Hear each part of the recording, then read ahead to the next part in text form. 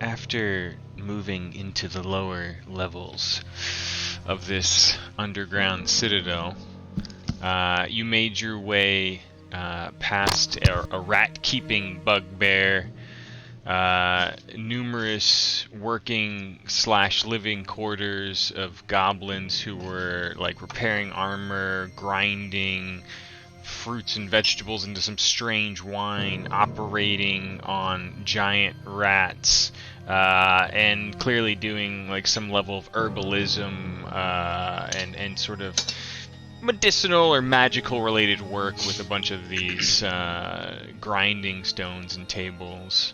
You moved past there and snuck through a gallery of gardens of various fungal glowing varieties, snuck past the bugbear gardener who seemed to keep and tend to the place, peered in on a room filled with skeletal gardener workers raking the ground, the soil over stone, and then you went north through there past an arboretum? I have no idea how to say that word. And down a long corridor until you came upon the study. A room filled with books, some much more clearly read and tended to than others.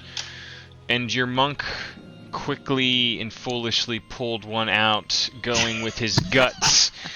And an enormous explosion triggered as an arcane trap was set off, but the tome itself proved quite interesting. It bore the name of the rune you read when you first came upon this place, written in Infernal, I believe it was, with the name Ashardalon. This book references that name again with a title something along the lines of Ashardalon, the Harbinger of Doom, or the Demon Prince, rather, sorry. Oh. It bears a symbol of a spiral with a Y-like pattern in the middle, sort of engraved on top of it, or cut out within the spiral. I've shown you this image before, but why don't I want to pull it up again? You've seen the same image in your dreams and nightmares as well.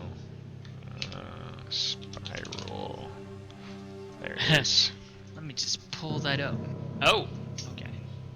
It's like a mushroom with two dragons fucking it. From There you either go. side. Tell me what you see. I see it now. They're getting it on. After leaving this library, you also got you got a couple other small things, some gems and a couple scrolls, I believe. Although I don't know who was holding those. I do. Not me. Okay, all right, all good. As long as you know. I know who's holding them.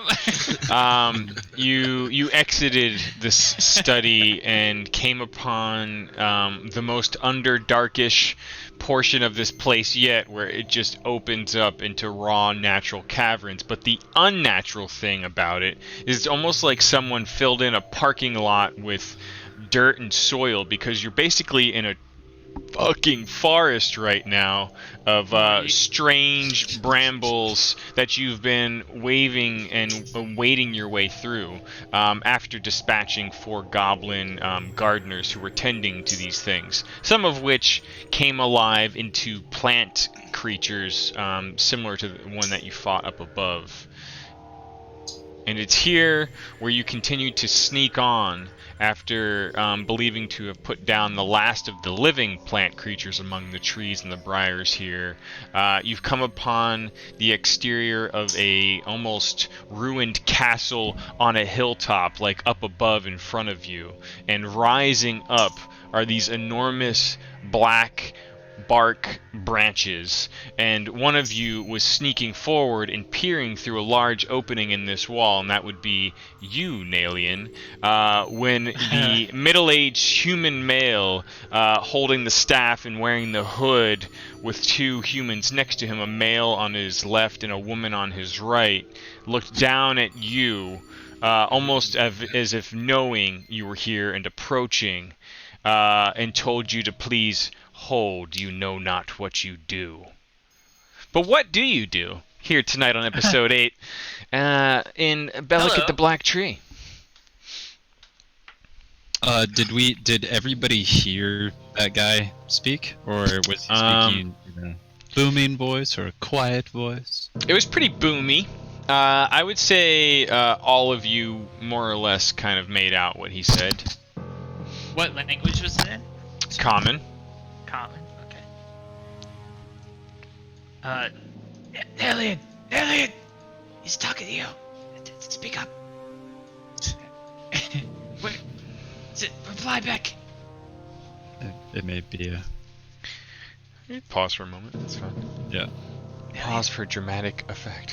Nellian! Huh. Nellian! The silence. Nellian, Baby break. Pee echoed echoed through the woods. There was pee everywhere. Pee. No, 13. I'm not rolling. I'm not gonna waste. Right. The tree closest to Ro booms out. It is you who have attacked us. Stand down so that we can talk to each other, face to face. Rose shouting this?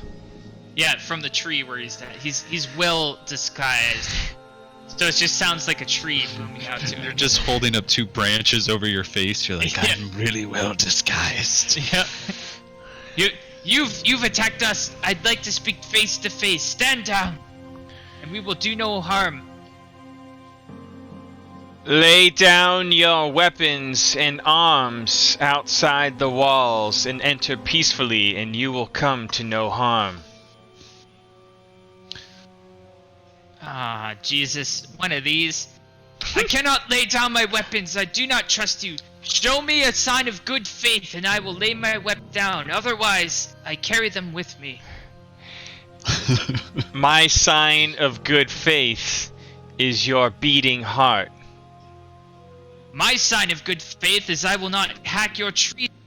Zahn steps out of the shadows from the side and just holds his staff up. And he walks slowly. And he sets his staff down. But little do they know that he can't set down his fist, switching real weapons of destruction. I say, because you're like, what? You know not what we do, and I say, what do you know of what we do? No. We only want to leave. Well, just trying to get out of here. I say again, lay down your weapons outside these walls and enter peacefully, and we might talk. I need a little more reassurance than might. It's okay. I will step into the circle. If something bad happens to me, then at least pick up my staff and get the fuck out of Dodge. Sure, but I'm gonna be honest, I'm probably gonna leave it. Yeah. There's like that. Sign of me. Like he's about to step forward and he just kind of Can the both of you make a perception check? Yeah, of course. I still have my bow at arms too. I love to perceive. Since I'm feeling really generous tonight, I just want to remind both Ro and Oscar that they have Uber inspiration that they can use at some point. That's what that big star on your portrait means. Yep. I'm waiting. Hey. Do you guys see that on your characters? The star? do. Okay. It's been there for like 4 I episodes. see one on mine, yeah. Yeah. I think maybe you only see your own. Because I'm looking at the watcher screen here. Yeah, I can't see That was there was a star there because that was my character. Oh yeah, shit. No, so yeah, let me just see if it goes off for you, Oscar, if I uncheck it. Yeah, it's off. Okay, yeah. So that star, if you ever see that star, it means you still have a banked inspiration point from whenever. Yep, I'm still waiting. So Zahn, as you, we'll wait for you a moment. Oh, sorry, I just have to plug in my thing. Oh, okay. I'm listening. Oh, I thought you were talking to somebody. Nope. So yeah, as you said you were like kind of laying your staff down near Nalian here. as you're doing so, you just happen to catch like a good angle through a break in some of the inner wall. Let me just turn this on. And you see through it a bit more than Nalian's been able to catch a glance. And you see, strung up and spread wide on the tree, with both of the wings upright, is the body of the dragon wormling. Oh. Okay. They are in a very graphic symbol, kind of like you see on frame here. The D Oh. symbol. And I assume that I would recognize that symbol from the tome book that I just picked up. Yeah, it's almost like it's burned into your memory at this point. And from the That's an knowledge exploding that I trap have- joke. Yes, it is. I know from what knowledge I have that it's not a good thing. Like that symbol and what it represents is very clearly evil. Yeah, you got the sense from everything up to this point, and just like a quick look at the book, that this thing was all about bringing forth some demonic. I mean, it's the harbinger, the bringer of the demon prince. Oh. Fair enough. That's big. Fair enough. So yeah, right on the cover, they kind of come out and spoil the plot a little bit for you.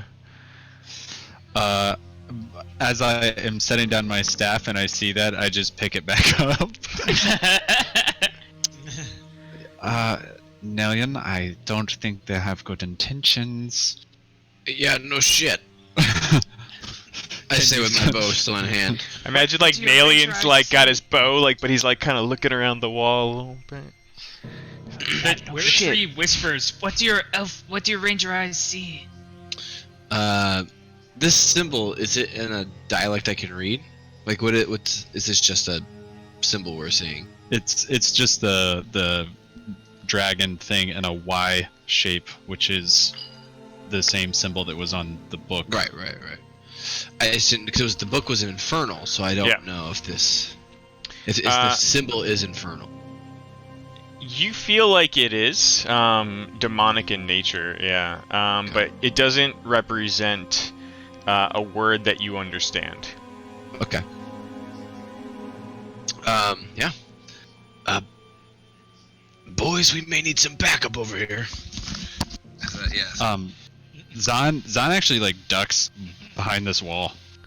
What is it? And I'm not gonna stand out in the open. What is your goal? What is your intention here? So I'd say probably Ro, you hear this as well. He's not speaking in a booming voice, because who can keep that up? But he's talking quite loudly, and he says, and you see this now too, Ro. Actually, let me just do this. Can you put this guy like on the map? Yeah. Is he on top of the tower? Like on top of the... Yeah. Oh, they're all the way down there. Yeah, but this is like, again, you're Oh. looking up at like a castle on a hill, almost. Okay, so this is like up difficult terrain kind of thing. Yeah, yeah. Tree. Yeah, it is. That's a good appraisal. Let's do this. Oh boy. Does Ro recognize them? The people? Yep. Make a perception check. Kind of wanna. Here comes Kyle trying to make checks. It's terrible. Alright. Perception. There we go. Oscar, are you holding back there while these chats Yeah, are with- happening? Okay. Yeah, with Urki. Yeah, that's cool. Stay safe. You think the human male looks vaguely familiar, having been at that prison camp for a while. prior to this. He was definitely one of the people who escaped some weeks before you all did. Does he have any defining characteristics? How do you mean? Like, can I tell his race? Does he have scars or tattoos? Any kind of weapon that looks familiar? It's more his face and his hair. Like you kind of he's just he's got that like I'm Prince the Adventurer bitch sort of look about him. Oh, just the way his sideburns and his eyebrows are, and his hair is like kind of drawn back very tightly. Mustache. Yeah, you really. It's even from down here, you kind of clock and see some familiarity there to this human. Who was among the Drow prisoners with you?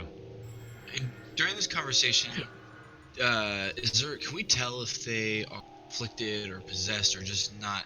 Because they look human, but there looks like he's something purple, is man. off. He's a purple human. Yeah. Having dealt with these sort of demonic characters in the past. You can make an insight check, Nalian. Yup. Heyo. Okay. Something's definitely off about the way they're acting and their tone, but you can't tell if it's like because they have some enchantment upon them willingly, or like because there's just out of character. There's stuff like bark skin, which is like an armor buff spell that actually causes changes in your skin to be bark-like in patches. Oh. So they definitely don't seem like normal run-of-the-mill humans.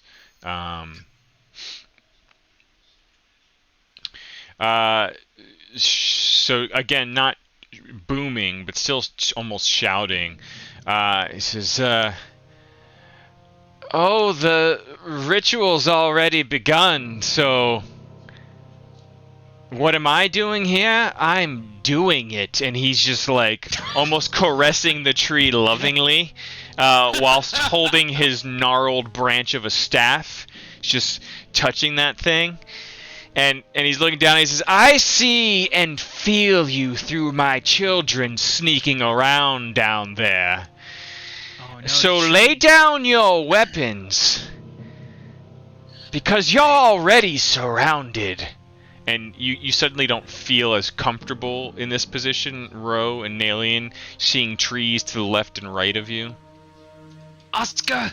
Oscar! I clamber to the wall. Light the trees on fire! They're the eyes of these people. Okay. Light them all on fire! So what's it gonna be? I heard something about fire. Yeah, I think it's time to get the party started. I pull a fire flask and I Do it, Oscar! throw it on the tree in front of me, and then try to take a branch off it that's not it's gonna still be on fire. Yeah. And I want it to catch on fire, and then I want to go around and light all the other trees on fire. Yeah. To all of these things. Do it! If he brings it down this way, I also would like to take a branch and Me help too. spread Me it. too. Yep. I'm just gonna branch it up if the fire gets this way. But as of right now, I want to be clinging onto the wall so they can't feel my footsteps on the dirt. Okay. Alright, so Oscar, like, you just instinctively just take this thing and smash it on the tree in front of you? Yeah, I mean, I have to take a step back. Just to kind of set it on fire. Alright. I got pretty high wisdom. Okay. Not- Yeah. I light myself on fire. Then I run. So you're that kind of cleric.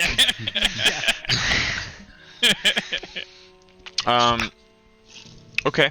As you immediately draw back this thing and start smashing it, the tree just immediately catches on fire, and it just starts spreading, and you've got like a literal burning bush, except it's a small tree in this case. I did it! You may start hacking at it. You're trying to pull like a branch off that you can kind of use as like a big torch. If I can do that, or I'll just like go up to this tree and like pull a branch off of that. Yeah. And That's He's probably got to- easier with the heat Yeah. really kicking That way up it's not here. burning. Urky's kind of like helping you like tug and hold the thing while you hack at it tug or and rip hold. it. Turkey, Um, rip it and rip it. I'm gonna need everyone else to roll initiative. Damn. Everyone Okay. inclusive, not everyone else. That was almost really good. Damn. Almost. What? No! What are we doing? What's wrong with you? No. Actually, I feel like this fits the situation pretty solidly. Yeah. We're like, okay, there's a ritual. We're just trying to leave. Lamely jumping into it. Casey's gonna roll like a 2. Oh, nice. That 12 plus Fuck 4. that too. Hell yeah. Put a 1 in front of it. Okay. With an unnatural 20, the middle-aged man talking down at you goes first. Fuck you guys. Oh yeah, fuck you too. No, fuck you. Oh, who wins? 1 second.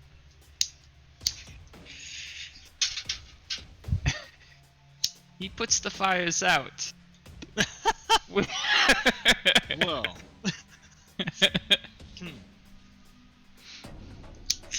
Oh, is he running? Staring at me. He's going. He's coming. He's coming for us. We're all spread out though. Let's see what he does. I think we, even though we're downhill, I think we took a pretty good tactical position. Mhm. You know, fuck it. We'll do it live. Fuck your trees, buddy. Fuck them trees.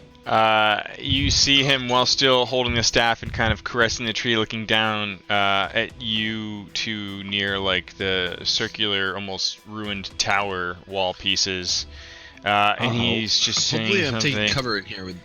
Oh yeah. No, you Yes. definitely are. Okay. And That he's, matters. He's saying he's holding the tree. You can hear him shouting like, "A Shadalan comes, and his seeds are all around you." And he just gestures with like the pointy end of the branches of his staff towards this tower area, and immediately weeds and vines sprout up in a 20-foot square, bursting from like the cracks of the stone of the wall, like the ground beneath you. And there is entanglement magic just growing and filling the region all around you. I need both of you in this Now- affected area. Yeah. This is a natural explorer. Does this help me at all? Because I am familiar. This is like one of my favorite terrains as a ranger. What's your favorite terrain? The Underdark? Not because of it. It's basically a magical attack. If it was just natural, difficult terrain wouldn't be a problem for you. Which would, like in the case of like going uphill and all that, which would have been tricky. That would have been part of that. That makes sense. Yeah. Yeah. But basically. Yeah. Okay, so it's Be only surprised if you something. try to move, but basically you're feeling entangled right now, and you would have to make a DC 12 Strength saving throw Son of a to bitch. be restrained. So actually, I need both of you to do that now. DC 12 Strength saving throw. Heyo! Is this a 12? I don't know what that is. Oh. Oh no, that's I mean a 10. roll a Strength saving throw. You need to beat a 12. Okay. Oh. Did I do it? No. No, 20. D20. On your main sheet on the right side, under oh. saves is your strength, just like your normal stats. I'm sorry. I see. Okay. You got one So more. Zahn manages to maneuver and force his way out away from the vines, but you, Nalian, it's like almost the ones that were like wrapping around from the wall, and the cracks just like tangle up and latch onto you. So on your turn, you can make another strength check to try to free yourself. And is that an action? That is or an a action. bonus Yeah, action? that is an Oh. action. Okay. Yeah, a full Okay. full Okay. action. Motherfucker. And You say motherfucker to yourself, but you notice that this guy is holding the staff and still in a deep concentration, maintaining this effect. Well, as I wanted to feel, I figured that I'd be like John Claude Van Damme up here, like doing the splits across, like that's how I was sitting on there. You know what I mean? With my legs. Okay.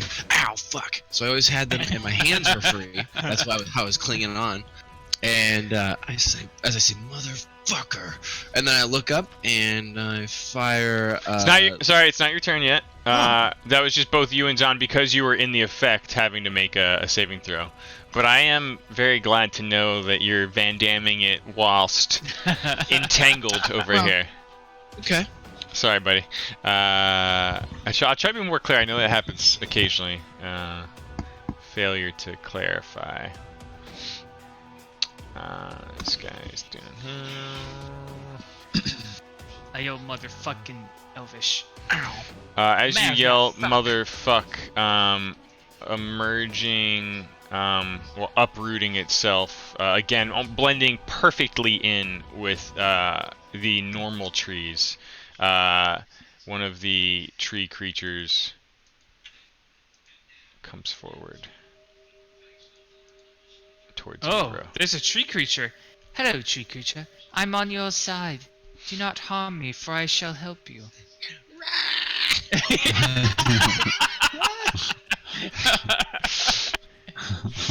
No. That's My the kind opposite. speaking is not working. It claws at you, and you kind of just block with your crossed blades the branchy clawed fingers. I want to help. Master Frodo. One moment, please. I'm one with nature. I'm one of you. Do not harm me. Look, I've got a tattoo of a twig on my back. Nalian, while you're Van Damming and entangled, looking down your left shoulder, you see one of these tree creatures uproot itself and start walking towards you. It doesn't have enough room to come in and attack, but it's like reaching up towards you and trying to claw at you. That really puts a wrench in my gears. It's really grinding my gears here. This is what I'm getting at. Well, they're about to get more grindy. Here comes the grinds. Another tree creature moves in on your flank and does have enough room to scratch at you from behind. And it slashes at you. And actually, before we call that a hit, I fully intended to include the lowest amount of cover on you because you're basically half wrapped around the wall right now. Let me just pull up cover rules. That should give you a +2. I believe it's a +2, so that would have been a 14. I heard it's +10. Cover. My AC. Yeah, so half cover is +2 to AC and Dex saving throws. So I get 17. So that becomes a 14, and that is a miss. Heyo. And it is Nalian's turn. You need to first make a strength saving throw if you want to move. Oh, I want like it sounds like the whisper of a moth in his ear. You can do it. You've got this. I feel it. I hear it. It feels like something out of Lord of the Rings when he hears the lady to him, you know? Yep. Now, you said the middle-aged man looked like he was concentrating? Yes. Am I in melee range to these two? Yeah. Okay. So. Thinking fast. I'm gonna use a bonus action. Okay. To fire at this guy. I can imagine you doing this in real time. Oh shit! 26. Hold on for a second. So you, again, unfortunately, are restrained. Oh. By the vines. You failed your strength saving throw. The first thing I would need you to do is to make a new strength saving throw. Or to call out for help. Basically, so the restrained condition means that your speed becomes 0. Attack rolls against you have advantage, and your attack rolls have disadvantage. So actually, you could technically still fire that shot. You have disadvantage on dex saving throws while restrained as well. Well, you got an 18 for one. So, let's see what happens. To rewind time for a moment, you still have half cover. That twig creature, unfortunately, gets a second attempt at slashing you. Right now? Yeah, basically, it swung at you. You know what? Fuck it. Did it already hit though? I won't rewind time on that. We'll just let that ride. So that was a miss. Because you're restrained, attacks against you have advantage. Right. So, if you want to break the restraints, you can. It's a strength saving throw. Or you can apparently fire while restrained. It's just a disadvantage. It's at disadvantage. Now, the other thing, we're dumping rule books out of our asses right now. Would these guys get an attack of opportunity against you because you're in melee with them? Only if he runs away.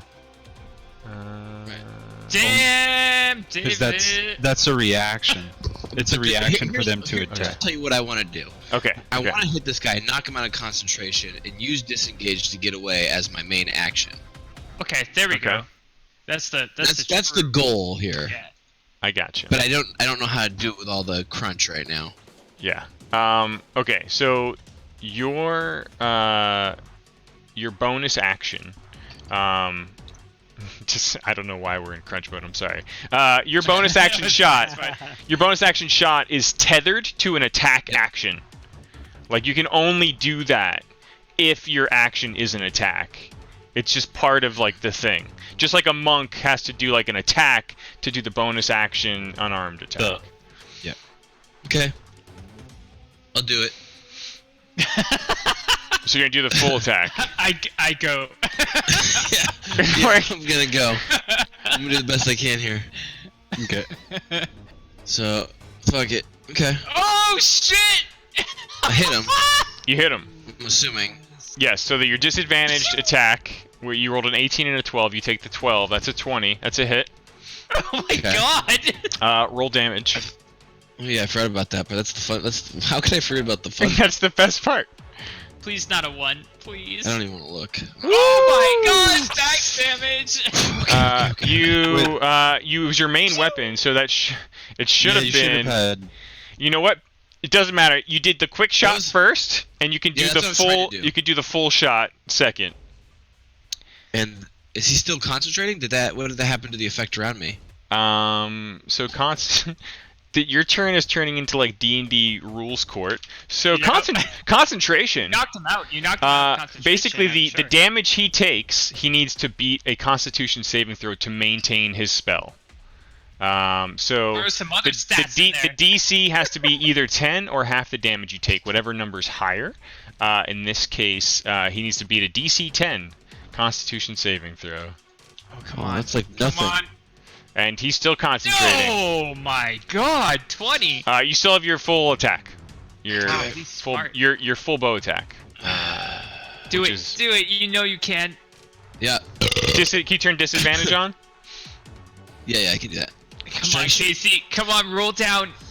But I need help with these creatures around me, unfortunately. Fuck it, I'm going right after him. I gotta take care of these motherfuckers first. Oops. Okay. I'm taking care of this guy. Roll down. Hit him. So, roll down. 3! That's still an 11? Holy shit. Still hit. Wow. You hit with a 3? Wow. That's good to know.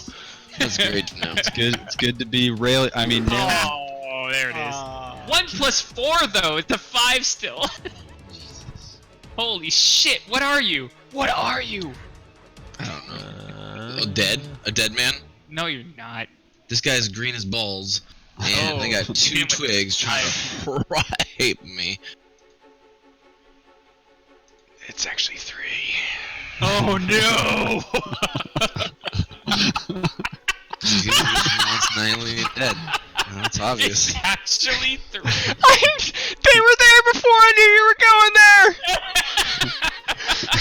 Just once nightly. I get it. Is that cool? I get it. You're too powerful. The power Where's of Sean? knowing. God damn it! So with advantage, he swings his clawed hands at you and Certainly hits. does. Oh, okay. Certainly does.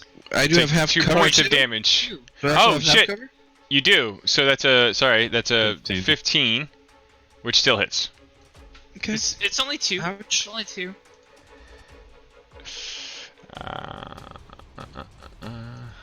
The male human, you definitely see this. Well, you're kind of slashing these guys. Ro, you'd see this. The male human moves protectively in front of the middle-aged man. He's kind of looking to his left and his right. He's got a shield and a long sword out. And he's just looking at all of you very defensively. Ro, it's your turn. Ro is going to scimitar the guy in the fucking face. You hit. And immediately turn him into kindling. Oscar, you are holding, at this point, you've broken off and have got a large branch that's lit aflame on the other end. Yeah.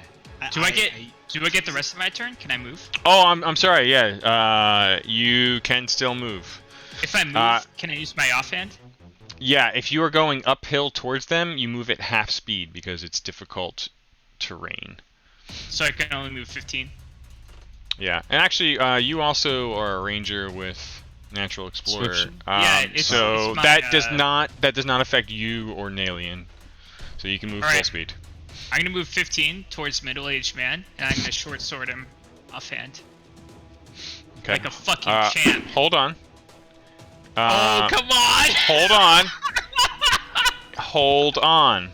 As you move in, the guy who's protectively standing there with the sword and shield tries to disrupt your attack. Okay. He has protection, and basically you need to roll disadvantage on this attack. So roll again, Sorry, and bud. unfortunately take the worst roll. You got Alright, you got that's fine, Palin's that's word. That's fine, that's fine. 2 20s. 11? You glance past the shield of this guy and graze the arm of the middle-aged man holding the staff. Roll damage. Oh. Breaks his concentration, it doesn't matter. Oh yeah, he never rolled, by the way. Last time I hit him. Yeah, he did. He's got to roll again now. I broke his concentration. You shot him once, and Fiddy rolled a He's gotta secret roll, assist. and then you shot the twig thing. No, I shot the dude same twice. The entangling same dude. vines Oh. dissipate and start to fade away and lose their grip Yes. on you. Yes! I don't think we ever rolled for that. The second time I did damage to him. I think you're forgot right. about that. I apologize. But we're gonna keep rolling with it. It was getting hard there. The rules. All the Zon- different rules. Zon. And sorry. Actually, I skipped Oscar. Ro, you move in. You make your attack. That's your full turn. Yeah. And then I yell out to them. I mean no harm. Disengage. We are your friends. And that is what I do. Okay. And I'm one with the forest. Look at me. roll a persuasion check. Ooh. Shit. Hopefully you're a charismatic ranger, because I am not. I am definitely not persuade. Well, maybe I'm a little bit. Let's find out. I'm pretty persuasive. Looking over the shield, you see now that there's a very strange bit of like red spore on his cheeks and his face. Like he is it's not right. And he's not very responsive in any sort of like emotive human way that you would have remembered. He's been Last of Us. They've been taken by a dark red spore. Be careful, brethren. Zon. Sorry, definitely Oscar. heard I that. keep fucking skipping him, Yes. sorry. Oscar, Ah! flaming torch in hand. Spreading that fire. I'm just gonna move, from one tree to the next. and Okay. like, get this on fire, burn that one, run over here, burn this one. Okay. Burninating all the land. Yeah, and then however Okay. long that takes. Okay. And I tell Urki to help me, so we can like double the outfit with burning rent in trees. Yeah. Oscar, what are you doing? Oh, that's the wrong accent. I'm burning it. We need you down here.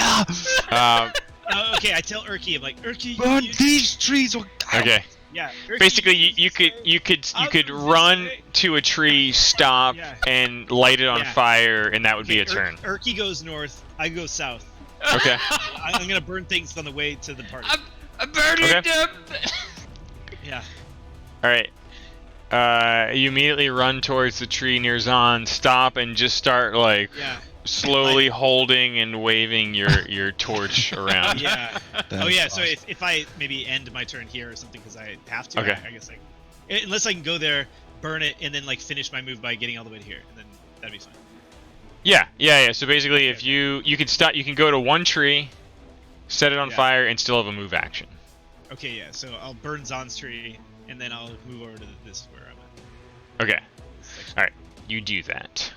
Let me see. I don't know if I don't have Being a useful. fire token. I will use this. Trees. I will use this.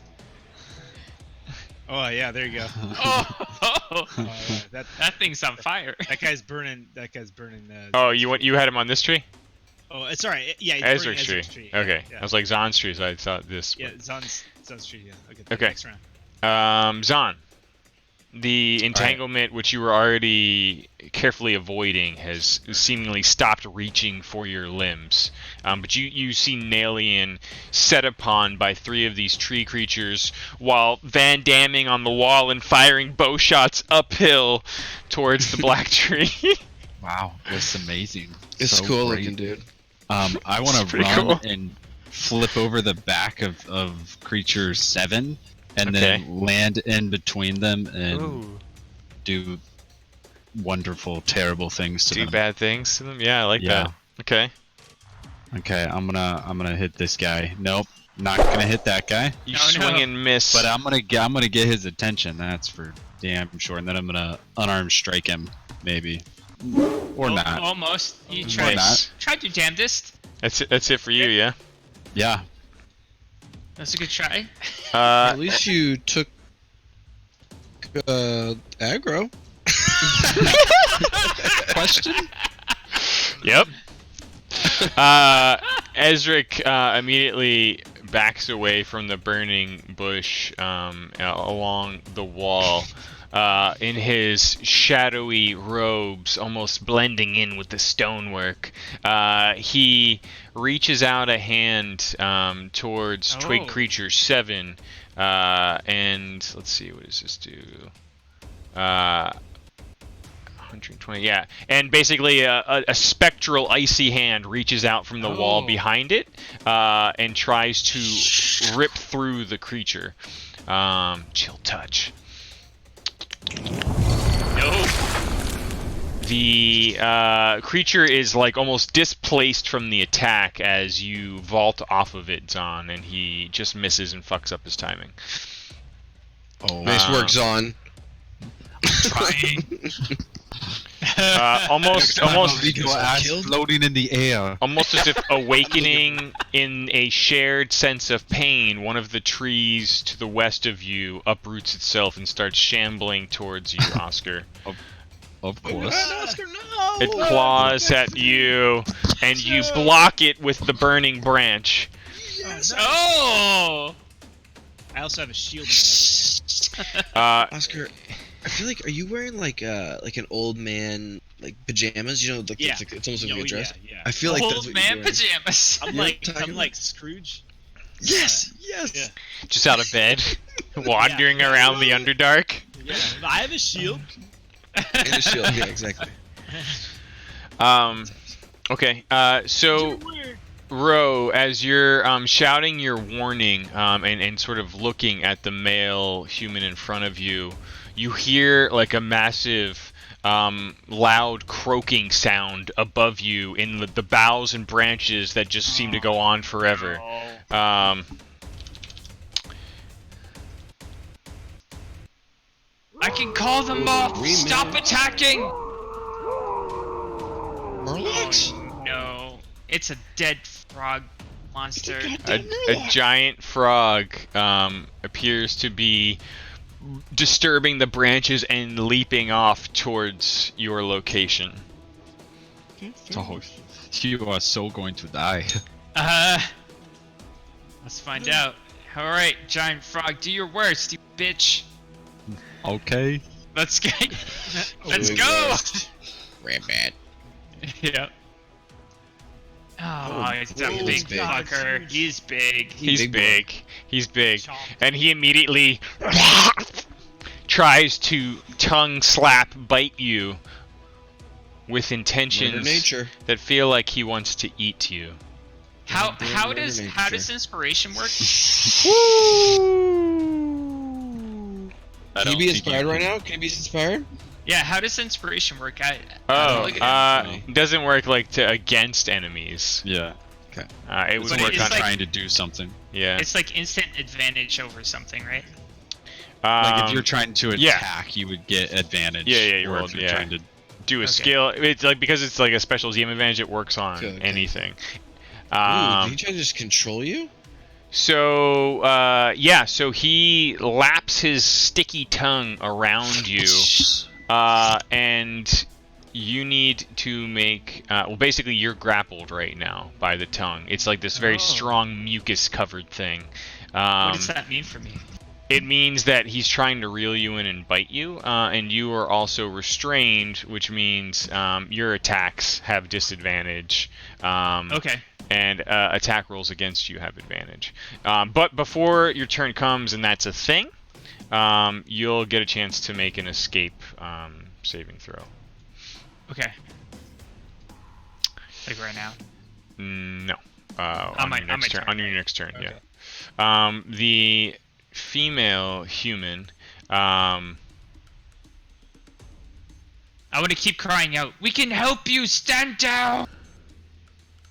She kind of clicks her tongue, and Ro, you see her slink off down the hill behind the wall. None of you others see this. I whistle. I whistle. It sounds like bottom right. Be careful. It's in pure ranger whistle. It sounds like an owl in the night. Pew pew pew pew. One moment. She I don't know if that works, but I'm gonna try. she starts chanting a spell, and you see her pick up some of the dirt and throw it into the air, and it's just sort of raining down in front of her like a dust cloud with sort of faint petals from a flower drifting along with it. And let's see. We have to kill these ads. Yeah. Unfortunately. She's casting a sleep spell on you all. Oh no. 20 feet within a point you choose. She's choosing. She's choosing. Choose me. No, you're. They've got you taken care of. So you think. So I always forget how fucking sleep works. So you roll 5d8. It's like additive, right? Like you attack the first monster. It's based off hit points or some shit. Yeah. Yeah. So Oh yeah, then it goes down. the creature with the lowest hit points falls unconscious first. And she is not the brightest because our tree buddies here, I think, are affected as well. Oh shit! Yes. What kind of check is it? Hold If on. you fall asleep, or is it just? It doesn't matter, huh? You just fall They have asleep. less HP than you. She's gonna sleep all the I trees. think they just before simply fall asleep. She's gonna sleep the trees. Sleep takes damage. Each creature's hit points from the total. Yeah, okay. Nope. She helped you. Not She actually good. just helped you. Okay. So sorry. This guy.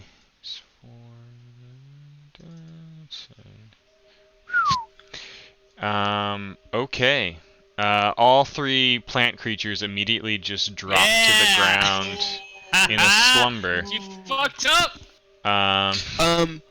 Do you guys remember Willow? I do. I shoot her a glance like Mad Mardigan to the chick. You know what I mean? Like he hates her, but god damn it, he is in love right now. Oh shit! You know what I'm talking about? A female human. Oh, they're all got purple face. God, They all have purple face. Whatever, man. I'm a ranger. I do weird shit. You're in love with nature. She's still like holding her hand outward, and she returns your glance. Oh. And you can see like she's trying desperately to fight this, and you can almost see her mouth the words "run." Love, death, robots. Oh shit! Oh shit! Is it? Yes. Dungeons and Dragons, bitch. Yep. She's possessed, but she doesn't want you to die. Run! We have an ally. I whisper to Zahn, but not for long. Urki sets the first tree on fire here, and then starts moving towards the other one. Yes. I can't believe. The male human still trying to deflect. Fuck, man. So if you can cast a spell in melee range and it doesn't provoke an attack of opportunity? I don't know. That sounds Only good. if it has an Let them- attack roll, right? What's that? If it has an attack roll. I don't know how advantage or disadvantage works with like. Oh ranged yeah, spell it would. casting. No, range That spell does casting make would be sense. it would just be like a bow. It would be disadvantage unless you had a Yeah, that cool makes feat sense. for it. All right, so yeah. So with his magic of entanglement gone, he casts. It's almost like he's drawing. You almost feel like you see the texture of the tree animating downward across his hand and just crawling over his skin until his entire body is covered with bark. Oh. He looks a lot more defensive than he once did. That. 1 second, please. We can tangle. Bark skins 1 and 2. And actually, you're restrained, Ro. He casually moves away from you. Oh shit. Out of combat, sir. Out of combat. They're all sleeping. Don't worry about them. I'm worried about me. I've got like 4 bosses on me. I need to double Now check this is their that first turn sleep. of sleeping, right? So what happens? Yeah, that's what I was just checking, like how long the sleep lasts. So lasts for a minute. They are in a magical slumber. Can they roll to get out? I can't remember. Nope. They do not. Unless they're damaged. That's all Yeah. I think. Yeah, that's what you suspect. So he's there. So Nalian, it's your turn. I look 'Cause they're at sleeping. the middle-aged man running away, and I say, "I'll get you later, you little fucker." And I hop down this way to this wall Okay. briskly. But I say, "For now, I choose you," and I pull my arrow up, and I put Hunter's Mark on this guy. Oh shit. Which guy? Fuck my life. This male human. Male human. And He Hunter's has Mark his back does what? turned to me. His back turned to me because he was facing Ro, engaged with Ro, and I'm shooting at him. So hold on. So Hunter's Mark just gives you the ability to do an extra 1d6 damage. Yes. Correct. Yeah. If I hit. Okay. Gotcha. With his back turned, because he was engaged with Ro. Yeah. Block that dude. Yep. It doesn't affect his AC though. Once you hit though, holy fucking shit. You're not moving though, right? You're just firing at him. Yeah, I was just, yeah. Okay, so that's your main bow attack. You fire uphill at this guy. It just clinks off his armor. You still have your bonus action if you want. Oh, your bonus action was a No, spell. I used it. Yeah, sorry. Yep. So he stays. What's that? Oh, because 13. It's a 13. Yeah, you missed. The spell lasts for up to an hour. Cool. And then you can move it, right? If you take him down. Yeah. Yeah, The once he bonus dies, action, it goes to somebody. Wait, so he can't take a second shot unless he actually hits the target? He can take a shot because his bonus action shot. was the hunter's mark. Oh, right, gotcha. But now it's on him, so I can now take Yeah. 2 shots at him. Yeah. This chance. Correct. This This Perfect. twig creature is still sleeping. Another one comes shambling up the hill towards the frog. And my god. oh, sorry. Actually, I skipped one.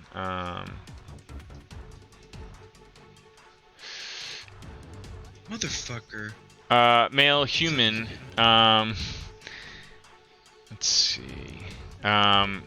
Still shield out with advantage. Swings to attack Ro, who is restrained.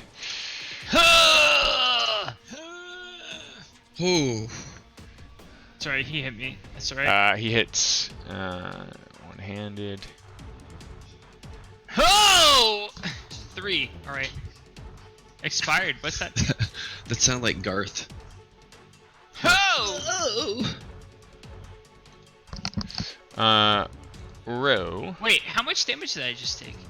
You took 3, right? 3. Why am I in the red? Wait, why did he? Hold on. Why did he get plus damage? Hold on, 1 second. Sorry. 3's not a lot for me.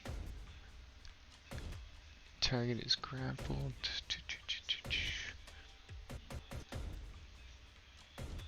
Oh, whoa. 1d8. I'm not sure what was on you, but yeah, for whatever reason, he rolled an extra d6, and he shouldn't have. Backwards hunter's mark. Maybe. Yeah, because he rolled an extra Reverse hunter's d6. So sorry. So yeah, it should only be 3 + 4, 7 points of damage. That's way better than not almost well, dying. And yeah, so you took 10. So it should just be Jesus. -3. There we go. Sorry about that. That's right. I was just like, holy fuck, he hit hard. Now, Alright, I'm gonna. I want to. He basically just attacked you while the frog was trying to restrain you with its tongue, which for me is in your favor. I think that should give you basically, in that moment, an attempt, basically a bonus grapple escape. So, if you make a dexterity saving throw, We'll do that. you do have disadvantage though because you're restrained. That's fine. So do it. roll again. Yeah. You Heyo! escape. We're looking for an 11.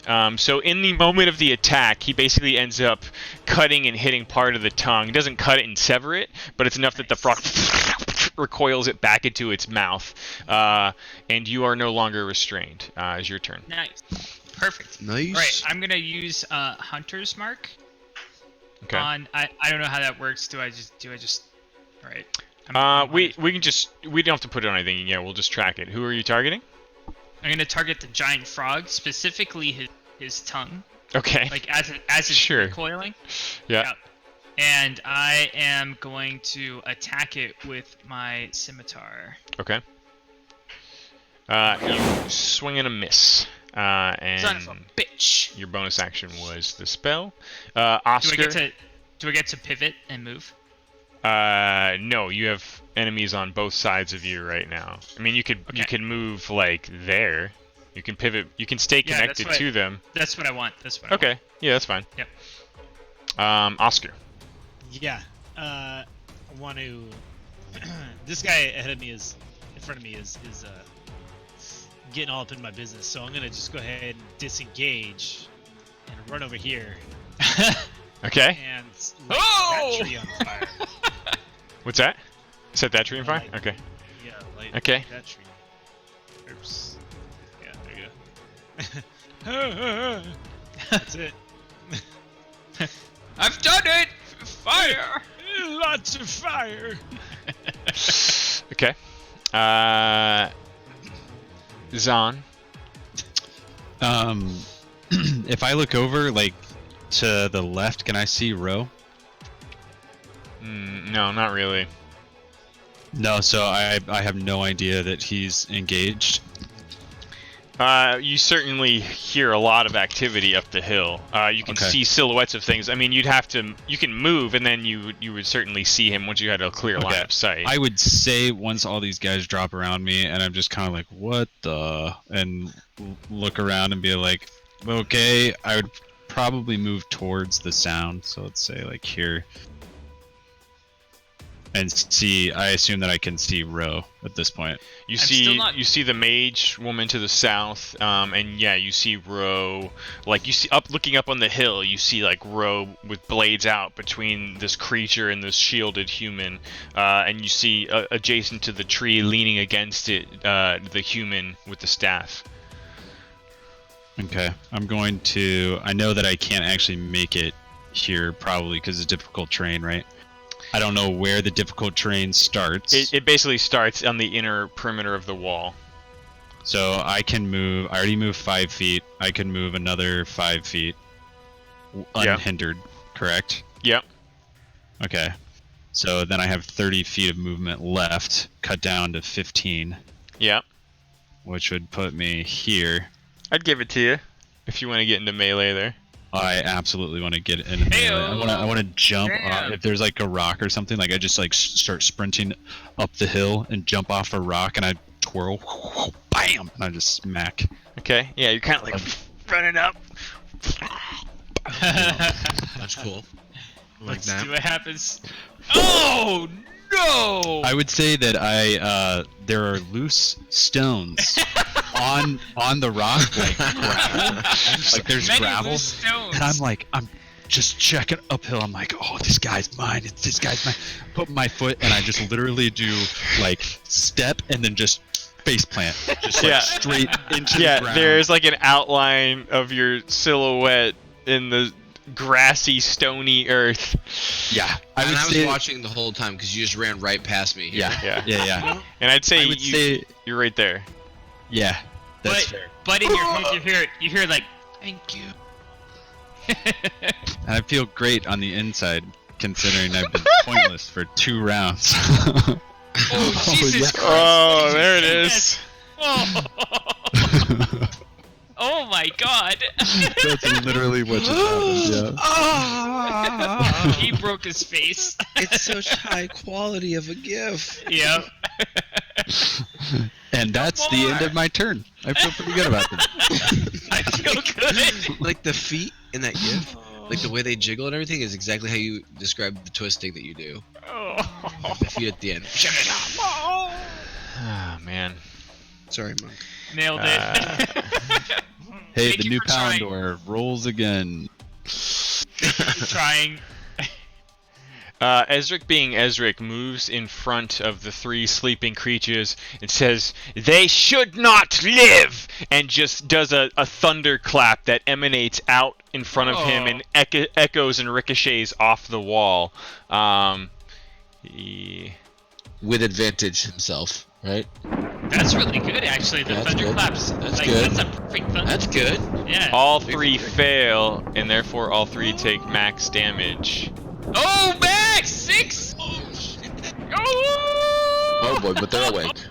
2 of them are instantly shattered from the cacophony of reverb, and one of them is awake in front of Ezric. Ezric, thanks, buddy. You did it. Shambling, as you're lighting this branch on fire, Oscar, you see one of the creatures makes a beeline towards Urki. No. Oh no, Urki! Oh, no! Oh God, he's dead! Dead, Urki! No! You know, it's amazing because this is exactly how Oscar made it this far in life. Yeah. And like Urki's right next to him. Oh, Nothing we can do! He's dead! Oh no! He was so young! You're like, I've lost a lot of dear friends. We're still here. Oscar, we're still here. Right here, buddy. It's so hard to survive down here. We're right next to you. Let me adjust your robe. Oh no. The giant frog. Let me just read something real quick. Eat Zon.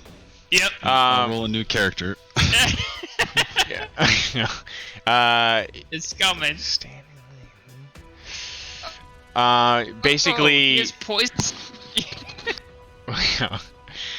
he draws. He's still recoiling from the previous attack. Kind of digs deep and looks like he's about to spit take against you again.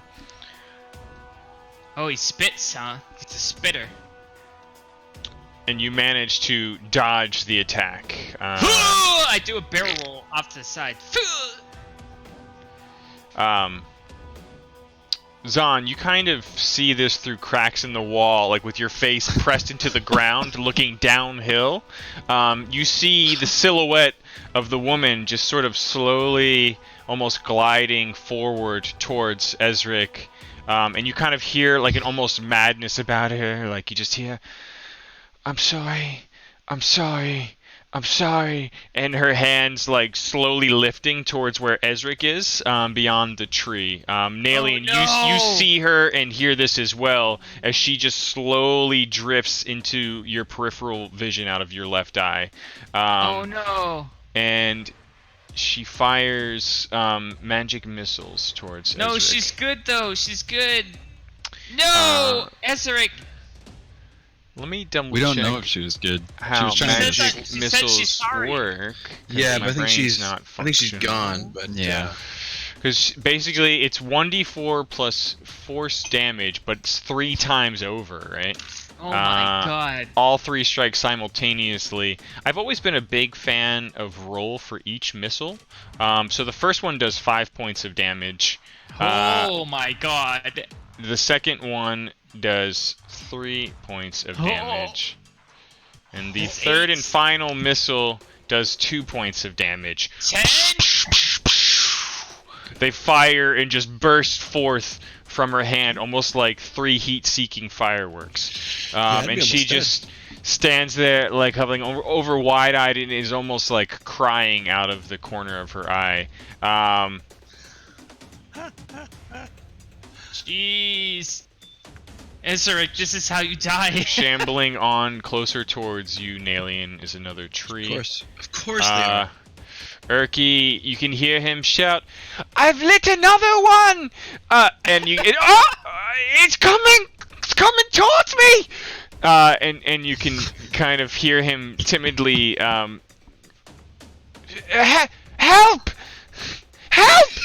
Urki, god damn it. Oh no! He's dead!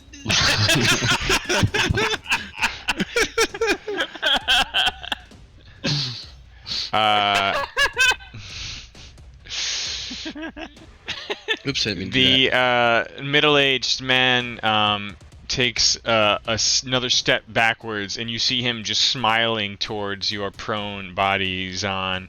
He's whispering. Now, does he have... And he begins healing himself with magics. Oh. Okay. Oh. But That he's bark weak is though. Like, deterred I was me. able to take him down to almost dead with 1 hit. Well, you had help from... I hit him, I think, 3 times. Yeah. Rising up in front of Ezric is the sole remaining tree creature, and it's sort of pushing up with one broken leg and arm and just slashes wildly towards the warlock. Oh, sorry, Ezric. Goodbye, sir. Wow. You can... Ezric dashes back and avoids the blow, almost disengaging in the process. Nalian, what are you doing? Ezric! Back! Oh, shit, get back to Oscar! And then I yell, I have to help Bro! And I go this way, and it's on. And I know not in the greatest spots. Let's see what's my distance. Let's see. You do not 30. have difficult terrain moving uphill on this thing, so you can move as if normal. We're in the Underdark, sir. Okay, I move as far as I can this way. Okay. With my back you've got pressing against 30 the wall. feet. Yeah. And I'm trying to sprint, and as I'm sprinting, I'm gonna fire at male human. Okay. Since I have the shit on him. And then also I'm trying to not be seen by her. I know I can't roll stealth or anything, but that's how I'm running. You can roll stealth while running. No, I don't want to because it's going to be. I have to roll an action. It has to be an action. Okay. Well, I mean, she'll see a form run past. I mean, anyone would sense that just in their Right, peripheral, I think. But what I'm also trying to do is try and get cover from her. Okay. Well, you certainly have a full wall of cover between you and her. I do this to this guy. You fire and hit. And I do this, which gets me an extra d6. Yep. Yeah. Why don't you roll it and I'll just subtract it. It's fine. Oops, it doesn't roll on the body. Well, I tried. Heyo, 5 is good. That should take it to 10. Oh, yeah. Okay. Actually, and I fired that shot about right here, let's say. So that way I can kind of more actively think of how I'm doing this. Okay, yeah, and you can break up your move and actions. It's fine. And better yet, when I pulled my bow out, I shoot it left-handed, which is not normal, and I fire both arrows at the same time. Okay. I just want to double check Hunter's Mark. It's 1d6 whenever you hit it with an attack. Every time I hit. Yep. So it's not like once per round. Holy fuck. Yeah. So you have your bonus action, so Okay. it's 2 things. Yeah. You fire the second Clink. shot and miss. And you do finish your move where you were going? Yeah, I'm gonna go here then. Okay, that's fine. Yep. It's up to 30 feet. Okay. Well, they were shambling towards you. I suppose they would stop at the first thing they encountered. And actually, they would have difficult terrain as well. Hard time up the hill, right? Yeah. So they look like look like nailing. Like you're watching all of this stuff while prone and pressed into your indentation in the ground, and then you hear like a clicking sound of like branches rustling against themselves, and these things are like coming up the hillside towards you, well, like towards Nalian, and there's just this moment where they stop and like turn towards you. Yeah, they do that. And like, Oh no! I wasn't thinking about that. Sorry. he just fucking kited them right to you, dude. Yeah, just like a typical hunter, typical MC hunter, man. Mick Hunter. Still engaged with Ro, but also kind of clocking the downed monk behind him. Male human swings his sword at you, Ro, and hits. Oh! Does hit me hard. You take 8 points of slashing damage as Damn. his glowing blade cuts through your armor. Ro, what do you do? Do I have Hunter's Mark on the frog? You have it on the frog, yes. Okay. Ro looks back into his memory and he realizes that like this is one of the defining. He's gonna live or die here, and he is goddamn not gonna die to a giant frog. And he scimitars the frog right in the mouth. Boy, does he. Ooh, yeah, you do. And I get 1d6 on him, so I'm gonna roll that as well. Yeah, extra 5. Okay, one He's second. like, I'm not fucking dying here! The frog. Oh. You slash and hit. And then I get the 1d6 on him. You just barely connect. You do 8 points of damage and an additional 6. And you literally take that, like that tongue was like wrapped around your forearm. You cut off that part of the tongue, which is still hanging off of you like a dangling chain, and then just fucking skewer him with the other arm now that it's free. I run forward with my scimitar, down his tongue, slicing in half, and then right through the front. If you didn't have male human on your ass, you could take your move action, but you don't. But I think as a bonus action, you can move your hunter's mark, yeah? I already... But he already did next round. Oh, that's right, Next yeah. round. Yeah. Next round. you can do it. Yeah, next Yeah, round. on your next turn, you can use a bonus action to mark a new creature. Cool. Yep. Okay. And I assume you're not moving because of set attack of opportunity. Yeah, I can't. Yeah. Oscar. Hezrick! Urki's dead! Oh! I might be too! Oh god. Erky's right next to you. Save one of us! He's not though. Okay. I'm the Wizard of Light! Shit. So Ezra But if I die, I will return. Okay. I've seen Okay. it. Okay, I've right. seen it. Okay, buddy. We'll see I'm you running then. this way, and I Oh no! told You the took dead the- on Twig Creature. It's good. You took the hint. You're running away. Well, he's Ezra not told gonna him come to. I'm going to Twig Creature. Told the dead on Going him. to Twig Town, baby. Nope. Told the dead. He fails. Now, he doesn't... Does he have to be injured first? Or is it just... No, No, Extra it's damage. more It's extra damage. Yeah, Okay, it's- gotcha. He takes 2 points of damage. If only your bells were slightly louder, you feel like you might have shattered him in one toll. Who's got big bells? You're holding here? Got big bells. Erky, I'm coming. No, actually, You hear him calling, Oscar! you know what? Thank you! I run. Okay, here's my intention. If I run all the way up to him and brandish my burning branch, that if for him to run, for him to escape me and keep running to Erky, he would take an attack of opportunity. So I'm trying to get him to turn and face me. Gotcha, I love that. Oh. Yeah, you like ring the bell as you Yeah, run love it. forward with your flaming staff and just like shove it into the tree's branches Yeah. and almost hold him there like at gunpoint. Zahn. Well, Zon's gonna stand up. Okay, that's half your move to stand up from prone. I know. Half your move speed. I'm Plus huge gonna recovery. I'm gonna position myself here, and I'm gonna sweep the legs of male Ooh. human with my Oh staff. shit! Cobra Oh. Kai that bitch. Yeah. Sweep Hey, them. maybe this time I can do something. Oh, ah. No, I can't. It's cool. There's still like dust in Zon's eyes, and he's kind of like, He's crying now. Yeah. Ow! My leg not crying. He's just like. Oh. Ah! and I realize this is probably not gonna go well, so I use a key point and as a bonus action use patient defense. Oh. Which basically gives me the dodge action, disadvantage on all attacks against me. And I'm positioning myself in a way to where hopefully the twig creatures will attack me and not Ro. Oh, Dude, that thank is you. Awesome. Noted. Hey, noted, sir.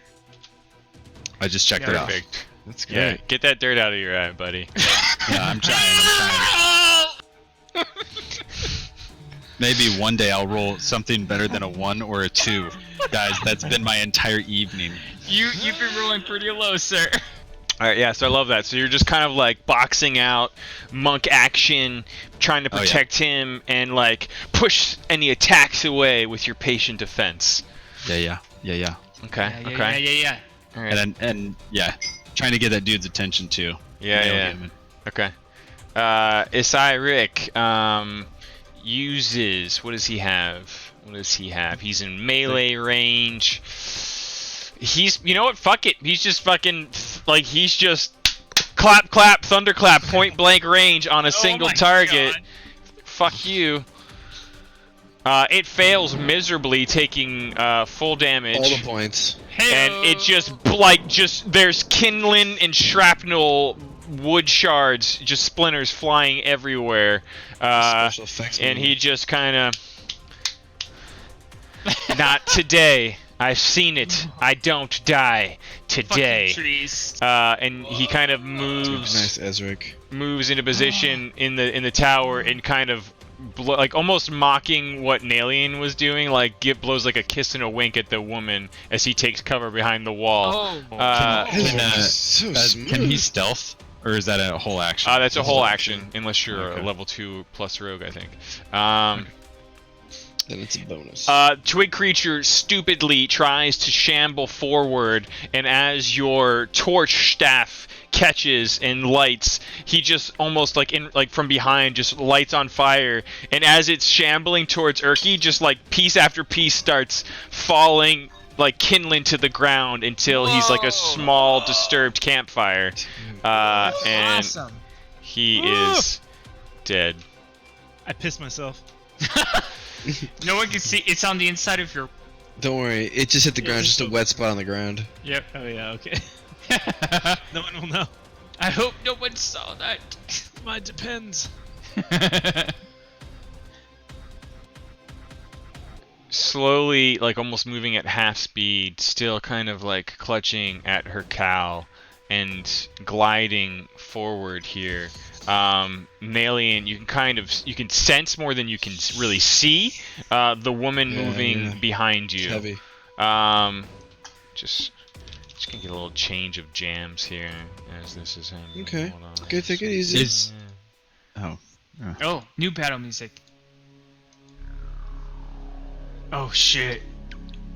Yep, here we go. Boss music. You hear her like once more, like kind of like murmuring madly. I'm sorry. I'm sorry. And she just like almost Would Zahn see that out of the corner of his eye? Yeah. Can I take a reaction and just yell at her to try to get her attention? Sure. Hey! You're ugly! And that's it. Oh no! I'm just gonna fold it under a deception check, just as something to tap it onto. She is ugly.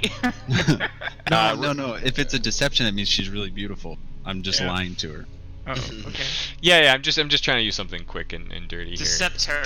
to basically confuse her. Yeah. Cool, guys. Cool. Yeah. Glad to. You shout. Hear. You shout this evening. and you shout and you see her like let go of her cowl and she like almost grabs the edge of the wall and just slowly peers around it, looking towards Nalian, whose back is pressed against it, and she's just leaning there with like a tilted head. Slowly turned to And her. she looks up at you shouting. She looks back at you, Nalian, and you can see her hand slowly rising. Oh no. Sorry. Oh no. And you once more see like a magical energy forming in 3 darts around her hand. No. And all 3 fire towards you. Magic Oh no! missiles, Don't. magic missiles don't miss. Apologizing. Yep. Nalian, no! The first missile does 5 points of damage. The second missile does 5 points of damage. Oh my The god! third Just like a missile little one. Do a baby does one. 4 points of No, damage. no! A lot of me. That's a lot of me. And like still clutching on the broken stone wall, she just almost as if completely drained drops to her knees and starts clutching her cowl again. Just she's there like shaking her head a little bit, almost whimpering on the ground, just staring at the earth beneath her at the moment. Okay. And one of the awful. twig creatures, which you're probably really quite glad that you trailed and dropped on Zahn, you sit there like you're just blasted against the wall as like all these things hit you, and you look up and see this thing shambling uphill and raking a clawed hand towards Zahn. Sorry, son. Rolls Dude, a He also natural has 20. disadvantage. He also has disadvantage. He has Oh, disadvantage? Because he has the dodge. I have patient defense Oh, activated. that's very, very true. Thank That's you. very lucky. The 20. You just you deflect the first thing that looks like it's about to pierce through like an opening in your chest plate, God. and you just turn it around. Like I'm just imagining like 1,000-point defense. You Guys, dropped the 20. I You did dropped the one 20. thing. Dude, You this is one of dropped the a best things 20. you could have done. Couldn't do better.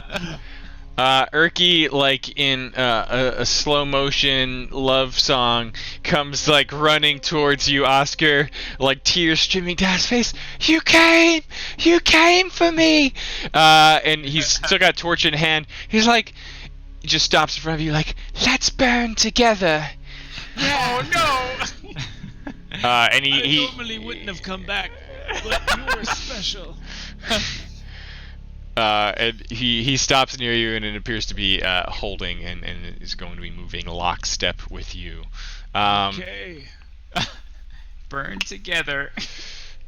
The middle-aged man standing beneath the tree once more, just kind of smiling and watching, casts, murmurs some dark words, and you see like the bark skin wrapped around him almost shift and nourish him a little bit as he heals himself some more. That piece of shit. That asshole. He's looking at you in particular, Nalian. Oh, I'm sure and he smiling. is. Yeah. Moment. Oh, I turned that guy off. He's gone. Nalian, it's your turn. Yep. Oh, Nalian, come on. You fire and miss with your first shot. Oh no. Come on, Nalian. So where is it? Oh no. You fire Same and miss score. your second shot. Are you holding here? Fuck no. Go around the wall. Yeah. I'm trying to get fucking lost over here somewhere. Okay. Bitch is You're on creeping a me out tree. now. Yeah. I was like trying to here. Hold on, I'm trying to fix pathing here. Well, hold on. Let me just. Yeah. Yeah. Oh my I god. think- So I get what I'm far. saying. Oh my god. Right there, right? Yeah, kind of like in that nook there. Yeah. Okay. Son, I'm not new. It's a fucking bucket. Oh no. Shambling towards you with disadvantage. Still trying to attack the impenetrable Zahn. This thing lashes clawed hands Come on, towards you. son. Come on. Smoke a J. Ooh. Yes! Rolls an 18 but drops it for the 5 as you just Yes. deflect what should have been a hit. You're doing it, Peter. Yeah, now I'm surrounded. But you're doing it. Having to blocked save you. 2 attacks already, Zahn, make an acrobatics check DC 15 to see if you are able to draw the attack of male human as he draws his sword back. Oh yeah. Oh what? It looked like a 16! What? Yeah, That said well. 16 on my screen. That's, Damn. that's The my chat- life, guys. The Oh, it said the chat 16. the chat is the final verdict, I'm afraid. Yeah, Damn. Always tried- will be. Tried to help you. That's the. I feel like it's gonna be my It story. said I tried to help. 16. I was so excited. It said 16. Ooh, Oh. buddy. And Oh. as Zahn is like deflecting blow after blow, he feels like the shield almost push him gently aside as he just stabs his blade into Ro's stomach. Oh no. And you Uh-oh. start to fade out as you drop back onto the pillow of the giant dead frog. This is a good death.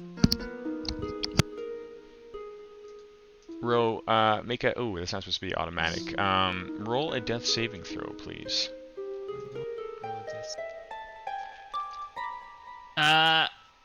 It's just a D20, right? There's a dice icon on the bottom right corner of the main character sheet tab. I see the HD thing.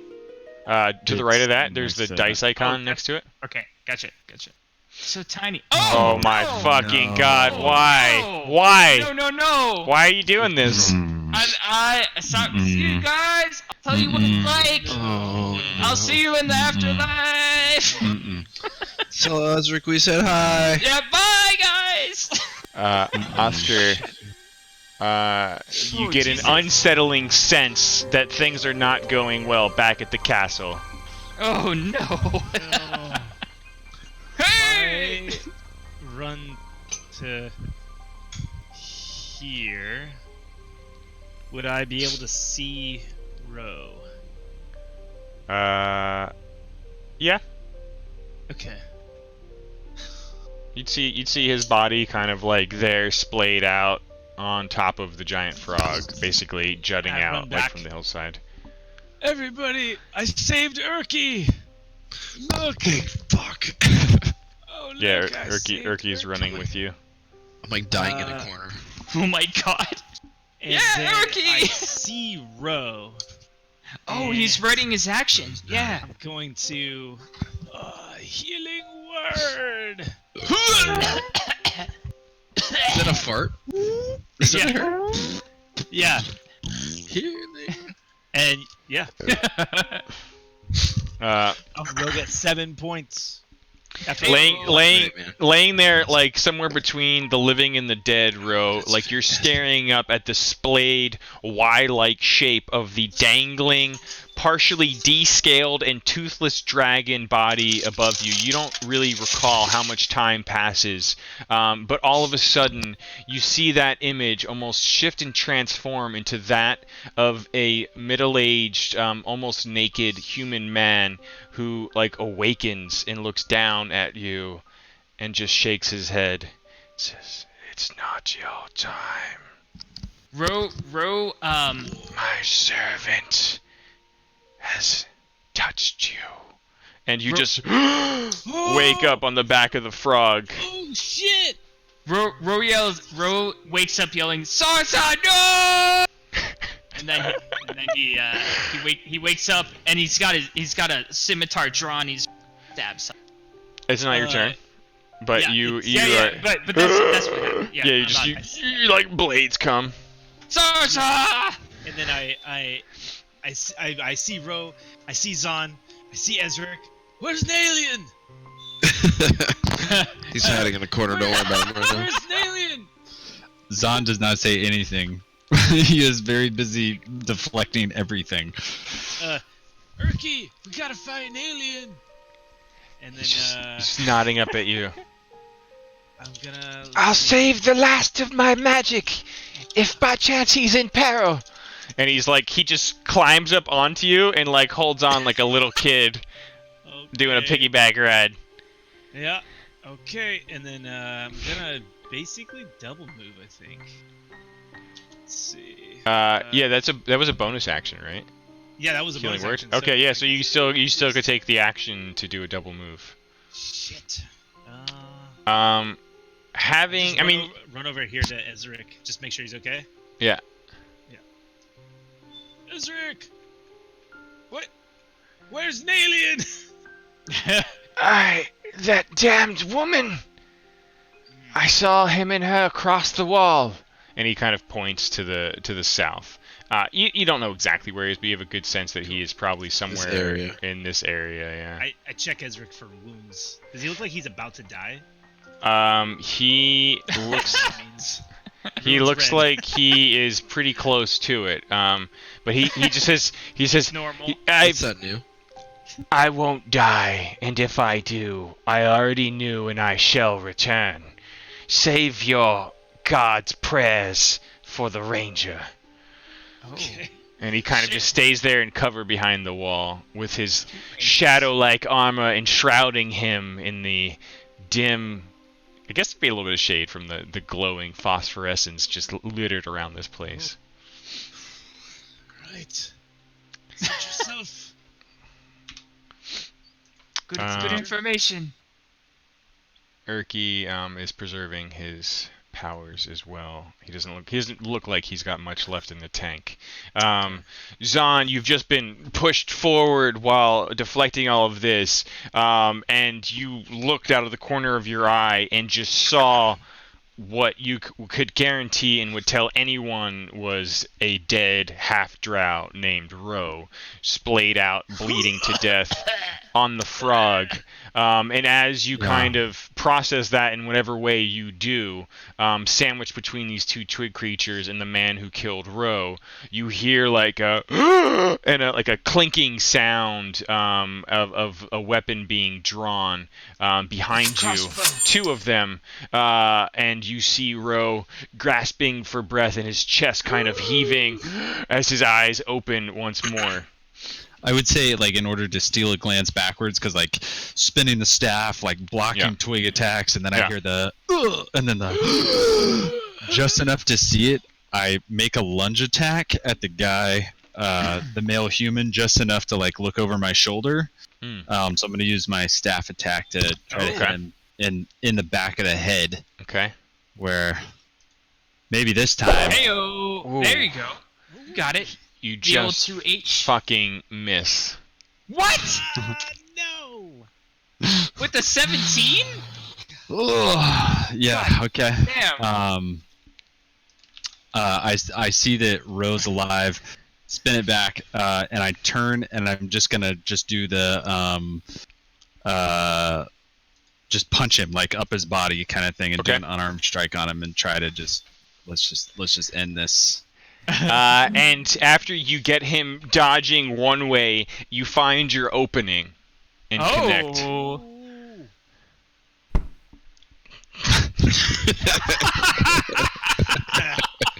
Every time. Punching a well-armored man sounds fantastic and hurts a little bit.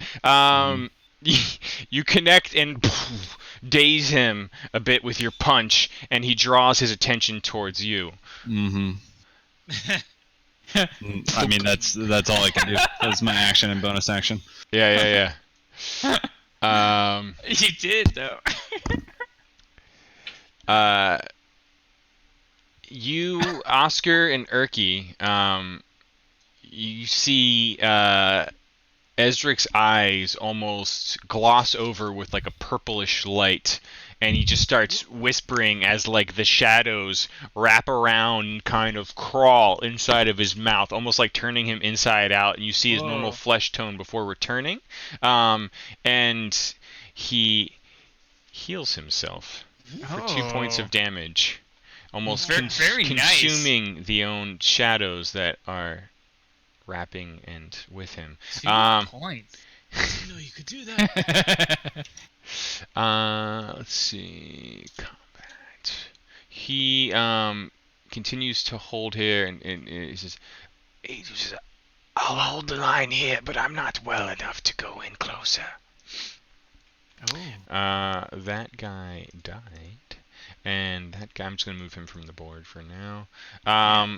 Slumped down on the ground near the broken wall in the base of the hill, you all hear the woman just mumbling and murmuring over and over again to herself in a very feverish sort of way. And she just stays there almost enthralled by her own mind or guilt. You have no fucking idea. The twig creature just immediately to the north of you, Zon, slashes at you and connects for 3 points of slashing damage. And then we return to the man who's been watching. Middle-aged then. Strides forward, still like on the flat of the raised elevated area. Looks up at the tree, looks to Zon and Ro, almost as if seeking an audience. And you just hear him like raising the staff high into the air, and he starts chanting, "Ashadalan, the blood has covered your soil well enough now, yes? Come forth to the prime. Come forth and bring our prince." And he's just looking up towards the black tree this whole time, like he caught a glance from you, and you all see the white dragon wormling's body start to wither and shrink and shrivel like a grape, turning into a raisin in real time. And the tree itself seems to coat it with a sheen, and there's like this sound, and like these whirly, dark, puffy things just ejaculate into the open cavern ceiling and are just, it's like snowfall everywhere, raining down all upon you. His seed is spreading. Oh no! How big of a radius would you say that is? We're covered in jizz. Like anywhere from the off. Yeah, pretty. Yeah. Oh no! That big. Literally, it almost feels like in a networked structure. Anywhere that there was an unburnt tree still in the ground, spores and these puffy black seeds are just spraying everywhere. Everywhere. It's in my ears. One moment, please. Just got to-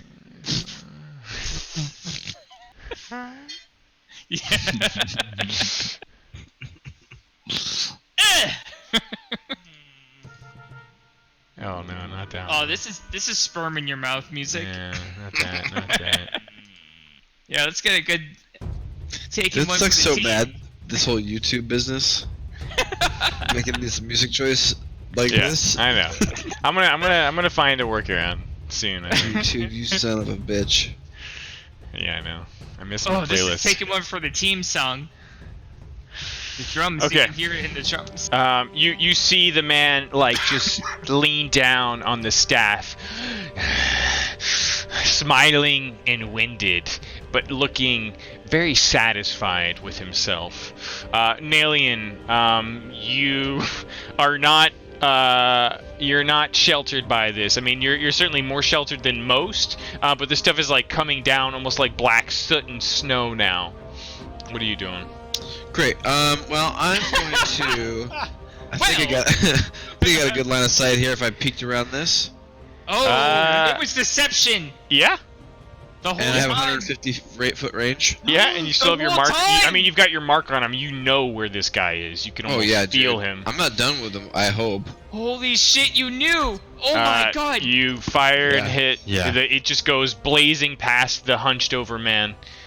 And then the I thought you were running! You weren't! And he Well, I was. immediately drops dead. Oh my god! And then I look Arrow in as the back, like. happens- Oh, okay. So I didn't need to use the second action, right? No, he's downed immediately. Okay. So with my bonus action, I'm hoping that the middle-aged man saw an arrow just go right by him and blow that back of that guy's head out. Yeah. And I want to point him and say, "You're next!" And I want to transfer with my bonus action. Oh, shit. To the middle-aged man, Okay. and then duck around the side again. Wow. Okay. Because that was awesome. Fuck yeah, that happens. In the future, the rules state, for whatever reason, you can use a bonus action on. No, fuck it. If you have a bonus action, you should be able to do it Yeah. immediately. Yeah. So yeah, you just fire that shot in the back, like drops over. You can hear like the armor clunking as it hits the ground, and he drops the shield and the glowing sword, and he just splays out, and the man just like looks over at you as you transfer the mark onto him. Second twig creature with Zahn slashes and attacks and completely misses as you dodge doing the it. attack here. He's it. down for the count. Coughing, wheezing.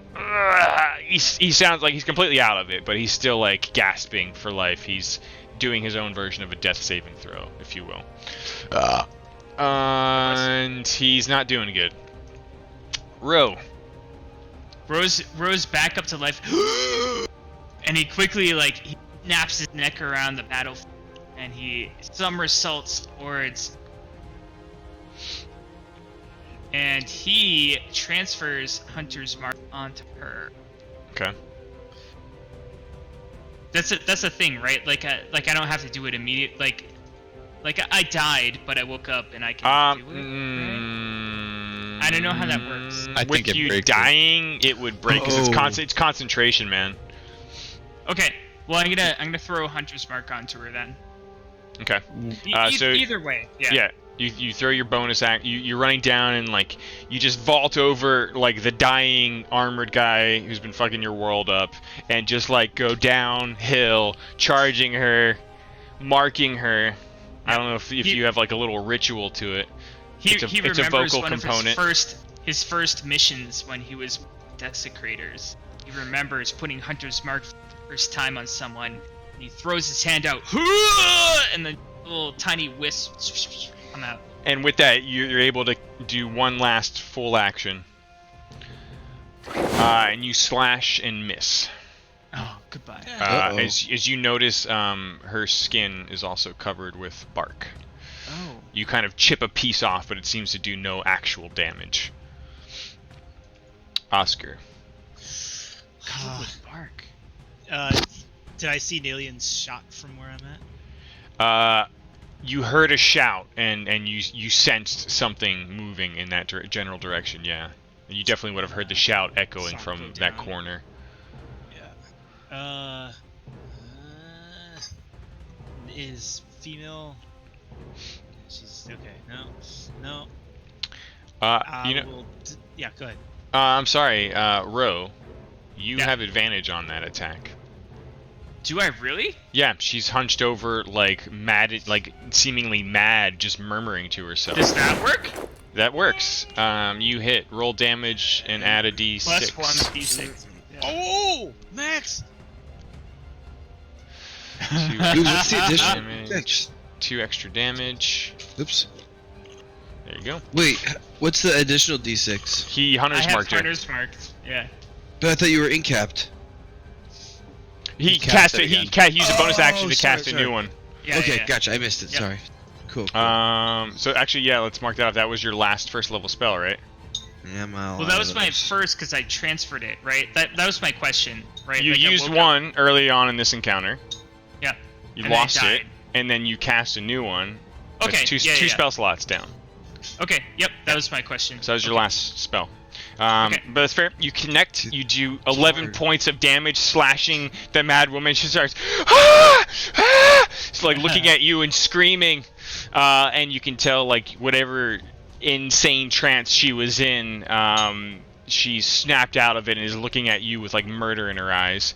My training has served me well. And then, sorry, yeah, Oscar, you hear and see this as you're looking at Ezric, and then you're looking towards where the bow shot came from Nalian.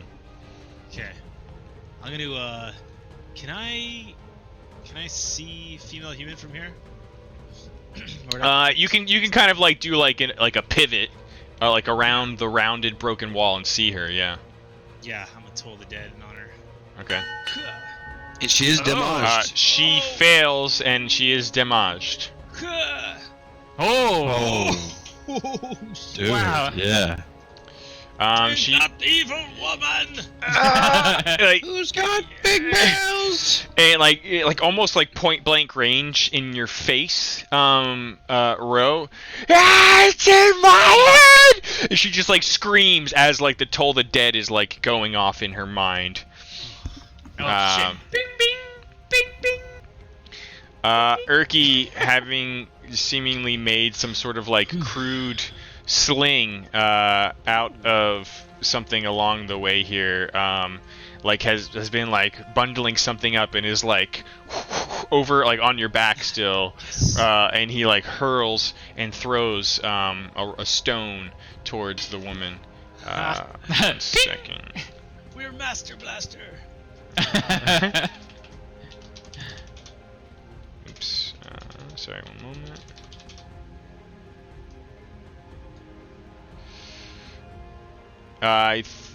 Throws it and misses. Urki. Zahn. Yeah, I'm gonna attack this dude. Right there. Attack him dead. Attack him dead. Oh. Attack There it him is. dead. Roll damage. Dead. Plus advantage, right? Yeah.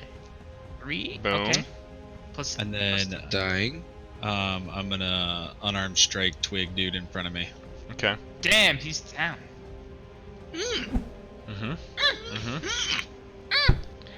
Yeah. You send both splattering away from you, broken brambles all around. And you now have like 2 points, 1 out of each eye. You see the old man, and again, rain just snowing down upon all of you right now. I would. Oh, No, good. That's it. I would say that I probably would have been aware of an arrow firing and killing the guy behind me, or at least downing him. Oh yeah. So I decide to run down and engage this guy so he can't move. Okay. Gorilla man. Hoof. All right. So noble. Ezric is still kind of coughing and almost murmuring to some unseen patron at the moment. And the woman, also screaming in fits of rage, takes forth a dagger and just starts like slashing towards your face. Oh no! I've seen this before. Easy to dodge. Yeah. He's dead. And with that, let's take a 2 to 5 minute break for bathroom and drinks. Yeah. Because I got to. We're doing it! We're doing it! God. Holy shit. It does make me concerned that this woman's at full health. And Yeah, she's a buff. I hit the fuck out of her really hard. She's buff. Yep. Man. I'm gonna try and That's grapple her, crazy. I think. I think I'm gonna grapple her and ask if she's with us. But after you hit her, and then told her to hit her for a little, she was still lightly. She's still green. Yeah. I wonder if that's a fuck up or not. I don't think so, because the text changed, you know? Typically if it's a phone. Because, you know, normally you can double check if the text also makes it. We're gonna have to attack her so hard then. Oh, we're gonna. Oh, she have Hunter's Mark. I do have Hunter's Mark on her, so she's about to get fucked if she doesn't kill me. If Urki heals me, then we're good, I think. I have Hunter's Mark on her so hard. Oh no, David! Oh no, you're talking to your wife. Never mind. Your baby mama. Talk to your baby mama. Klug, did you watch the Netflix thing? Nah, not yet. I haven't seen anything. Dude, watch it. I know. I'm gonna watch it tomorrow. It's 2 hours. Dude, I binged it all last night and Go through it again. Yep. The second episode, the 6th episode, and 15 fucking terrible. They're all garbage. Like, don't watch them. The rest of them are goddamn god tier. So Wow. good. I wonder what Mielgo's looks like. My big test. I don't know. Find out. I know, right? Find out tomorrow when you What was binge your the whole question? thing. What was your question? Oh, yeah, I wanted to know like how Mielgo's turned out. Mielgo's the dude behind Spider-Man. Gotcha. Oh, he was probably the 3rd episode, and it was fucking glorious. Like, it's Yeah. Ghost in the Shell inspired. It's very good. Nice. Yeah, it's probably one of the better ones in the entire series. I hope so. You can tell it's Spider-Man inspired. It's like Spider-Man fucked It's really good. I bet you said a bunch of curse words just then. I know, I heard it's Spider-Man. Fuck. Yeah, That was fucked Ghost in the Shell. Nice, yes. Yes. Did it really black out when I was like cussing? I knew what you were saying. I didn't need to ask again, but it just sounded like you went off on a rampage. Oh, I totally did. I rampaged. Still taking 2 minutes just to tidy up a couple things. And Hey, look, we can see you. We can see you right now.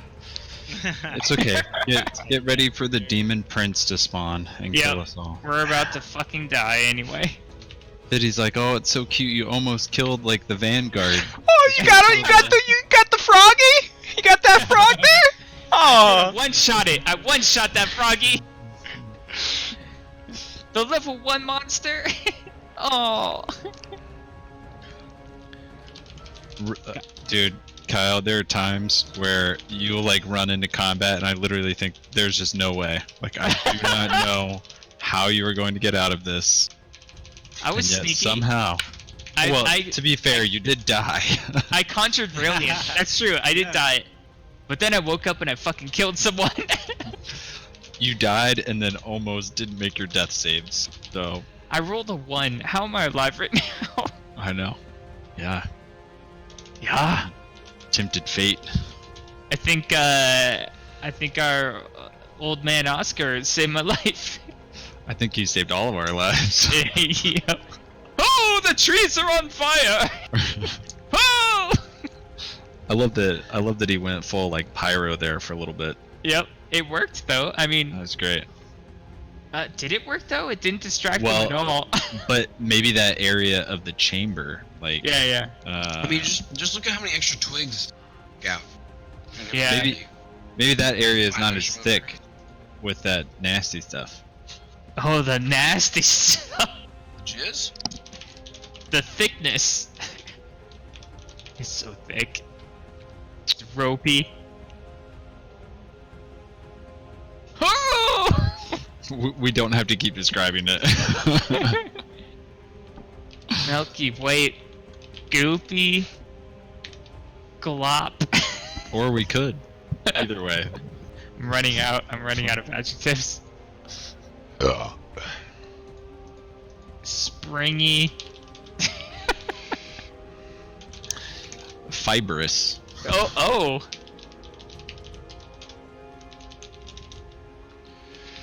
Gelatinous.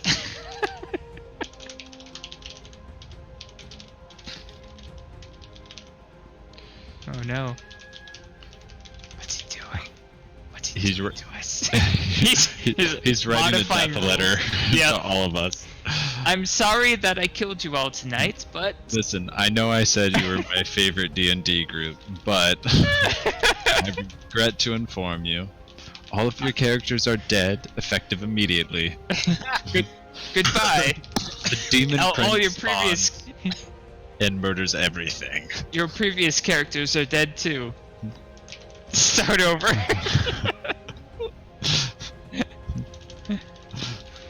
The end. Yeah. Also, space-time continuum is messed up, and GG, I'm out. Yep. Wait, no, wait. We need you. No. Don't do this. We were your favorites. You told us you were our favorites, Anakin. I'm so proud that Fiddy hasn't broken. He's like stayed focused this entire time. He doesn't give a fuck. He's probably muted. He doesn't give a shit. No. No, I think Fiddy does this all day, every day. Yeah. It's the exact thing. Yep. I can hear every word you're saying. He deals with children all day, every day. He understands. You were the promised We're the one, easy- Anakin. We're the easy ones. Yeah. Yeah. All right, you guys ready to get back into it? Yeah. Yeah. Okay. Yes? I'm in there. I'm in hard. I'm ready to die. I'm not. Round It's a 6. good day to die. I'm not dying. I'm not dying today either, boys. The older man, the middle-aged man. Let's say he's like 28. Almost as if receiving the Eucharist, reaches his tongue out towards the air and lets some of the things fall and melt upon his tongue before Can I use a bringing it reaction back to grab into him? his mouth. No, Oh. That'd be cool. that would be cool. If you had a key point left, motherfucker, yes, you could. But it would be cool. Dude, I also wanted to say that when that shit was coming down, I did want to cover my mouth. Because remember earlier we did something like this, where something was coming down from the sky, and I think a couple of us covered our mouths with fabric.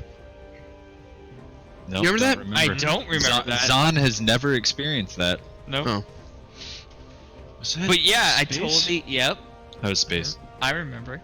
No, it was earlier this game. Sorry. I was gonna say I was hoping we could have done something like that, because I do not want that in my mouth. Hmm. You get that Eucharist out of there. No, I'm not putting it in my mouth. Okay, so he eats the ice cream. What happened? And he kind of he takes it in and swallows, and he looks at you, says, "I've already done what I was destined to do. You can't hurt Okay. me." I am going to do what I was destined to do. How does inspiration work? Do I get? What is it? Just advantage on any roll? Is Yeah, that the deal? we'll talk about it more on your turn. Okay. He takes out of his mouth, almost as if he was like chewing on the stuff, and like a small bit of gum forms something in his hand. And he starts opening his hand, and like a flaming ball forms around his fingers. Listen, I was completely joking when I thought of fireball. And he raises it, and it starts raising above him and hovering in about a 5-foot diameter. It grows to about a 5-foot diameter sphere above him. Yeah. He was see. joking. I was really thinking. Wouldn't it be funny if you fireballed like me right in front of him? Hold on, I'm just reading how this works. You're gonna It's not a fireball. I need to read how this works. One thing. Fireball deals 1d6 damage to the entire party. Well, it's almost like a 20-foot radius or 25 And foot. all of your children. Yep. It's not a fireball, I swear to God. I remember the first time I got fireballed. Yep. We all I'll died never except for forget me. I'll never forget the first time I got fireballed so hard. We had a When whole was that? escape plan. That You was were with us, Dave. Yeah, I we know, were in the but- tunnels. But listen, we've And that been through skull, many the green adventures. skull. It was the Oh green yeah, skull. yeah, Pet got burned. All of his hair got burned off. Forever. yeah. Yeah. Yep. I remember all of that. Yes. Ace had to charm people, and if she didn't charm them, they would kill everyone. Oh, this is a big deal. This is the stupidest fucking spell ever. And even I'm glad that you already began feel your casting feels. it. can you share it with the party? You kill yourself. I Take cast 1d20 damage. He was trying to conjure a flaming sphere between Oh, you and okay. him.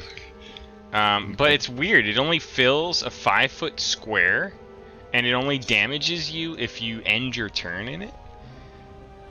Oh, perfect. So you just walk out of it. It's only a 5-foot square. Only found a failed save. He can move it around while concentrating, which is interesting. But boy, is that retarded. I mean, like it could be really useful in some situations. Well, but- I mean, you can still cast it on me, and I have to make a saving throw Yeah. to see if it hits me. It does hurt if it hits. It does force you to move, so it's not all that retarded. So he forms this like flaming sphere and just drops it like at your feet, and it starts growing and expanding into this like flaming orb that's just 5 like foot. pulsating and moving around you, like just looking at you, smiling like "back up, bitch."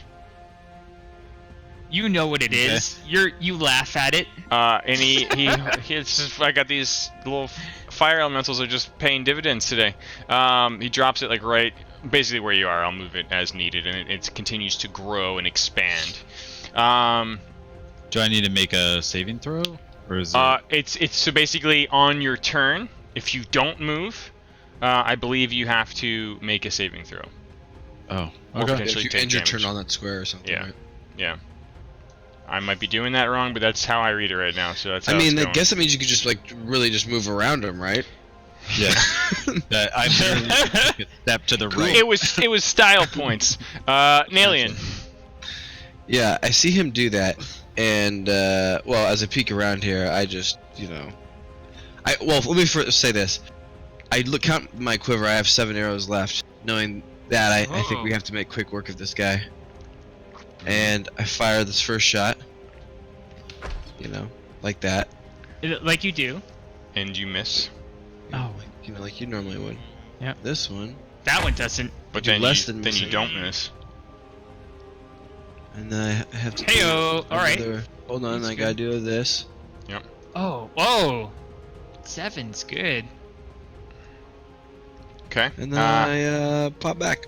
Yeah, you're starting to you see like hunks of this like bark skin armor chip off and reveal weak spots in him, gradually doing more and more damage.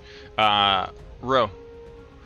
Ro looks at female human. Says, "Restrain yourself. Restrain yourself." He waits for a response.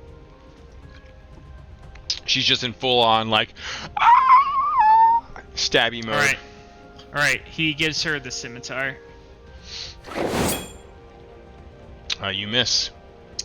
Look, you need to take control of your actions. Can you do that for me? We're all doomed now! And she's just slashing at you wildly. And you miss. Like, you're just, like, slashing at each other, back and forth. She's screaming madly as this strange snow continues to fall. You're holding there? Yeah, you're locked in. Oscar, what are you doing? I told the dead on her again. I see Rose like okay right now. Yeah. Nalian, I say, Nalian, make your way to me. Ro needs help. And then, I'm hoping you hear me yell at her.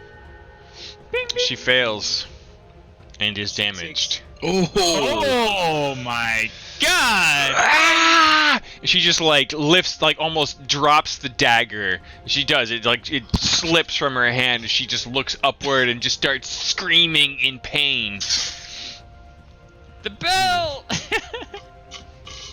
Urky. Urky, shoot her! As she moves from slightly wounded to slightly wounded her. She's so strong. How does she have so much life? It's insane. Urky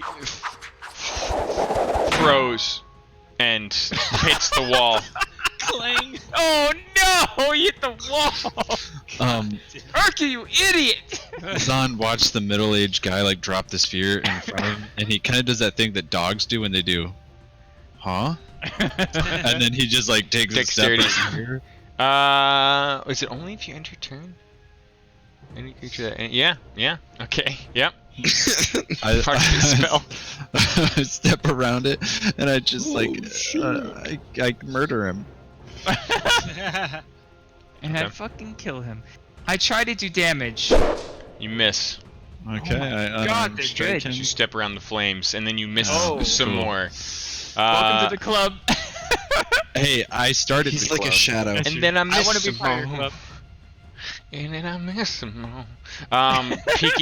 Peeking around the opening in the broken wall. Oh, come on. Seeming to come out of whatever deep discussion he was in with his elder patron, clutching at his rib cage and looking towards the woman, looking at you, Ro. The two of you sharing several private murder moments together thus far in your escape. I will fucking desecrate you. He just like whispers and murmurs something and reaches out towards her, like almost mimicking the way she behaved, like reaching around the wall and raising a hand towards her. And he unleashes a powerful witch bolt. Balsacium. She Oh boy, she's strong. dodges. It is a spell attack, and he, like the energy bursts out and completely fails to latch onto her. Jesus, strong. Ruh-roh. Well, I'm about to die again. Ro, your name is Ro. Ruh-roh.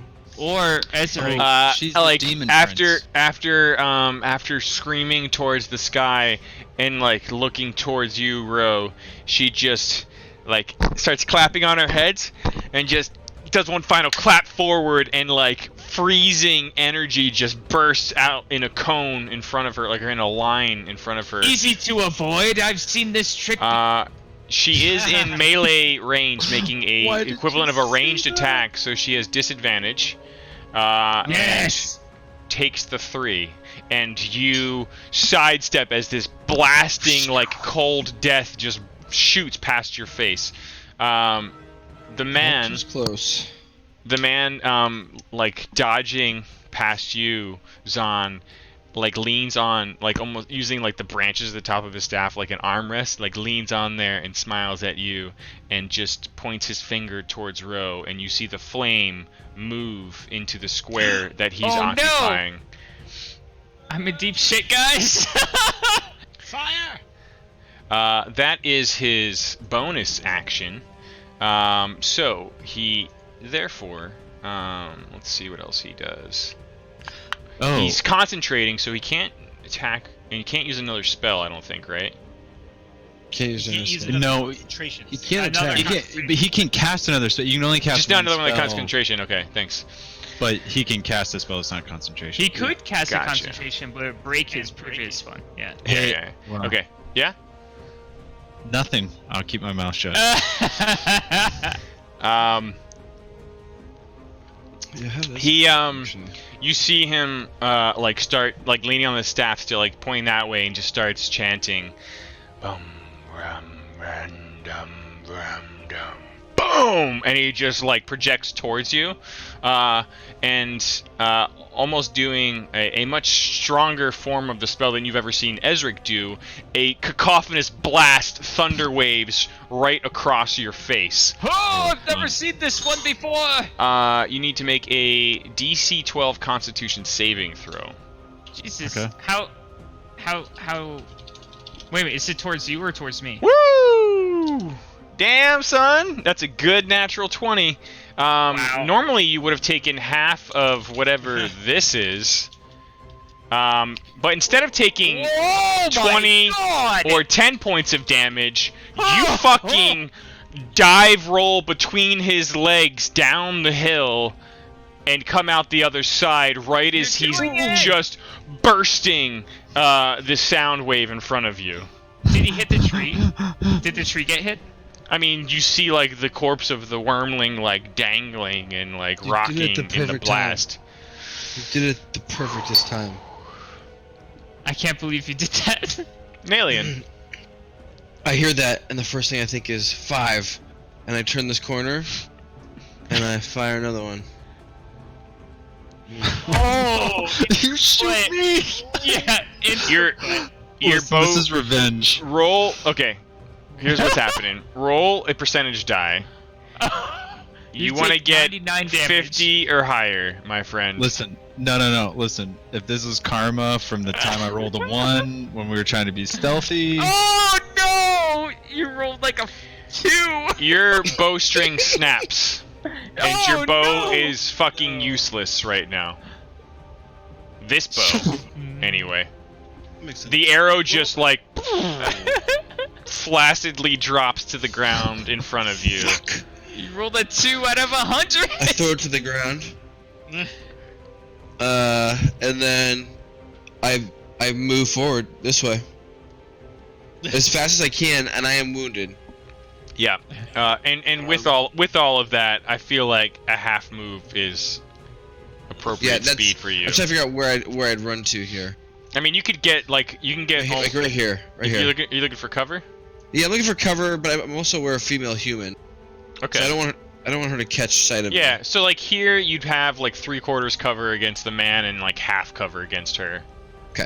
Yeah. That's It's what I'm trying it's to an get myself optimal in. spot if you want to have eyes on both of them. Yep. Ro, there is a flaming sphere moving into your body, and you need to either move, which would give her an attack of opportunity against you, The flaming spirit or the female? or stay. She would get an attack of opportunity if you moved away from her. Well, actually, you could Can I pivot. pivot around? Yeah, can I wanna pivot. Yeah. Yeah. But that's where not would like you a bonus action, right? Like that's No. just a. All right, Y- I'm y- gonna if it's a pivot over here. Well, you have to like. You could- move you could, like- adjacent. It you would could, be like- there. you could like pivot there at best. Yeah. Yeah, that works. That works. I just Okay. want to get away from the flaming spirit. Yeah. All right. Do you yield? Help me! She just like almost like a fucking Terminator, just like turns towards you That's too bad. and just tracks with you. God damn it. Yeah, that's fine. And you stab into her. Oh, I didn't. Shit. I rolled it on her. There you go. She has Hunter's Mark on her. Okay. Like it's just glancing below. But Please yield. I do not wish to kill you. she just looks at you as almost having like a moment of sanity, and she just says, "Sorry." But she almost seems like satisfied and sinister about it this time, whereas before she seemed sincere. No, it is I who is sorry. Oh Jesus. That would have been cool. Yeah. Wait. No, Could've I used my inspiration. Oh, there you go. Okay. I'm gonna do it again. It is I who am sorry. The time reverses itself.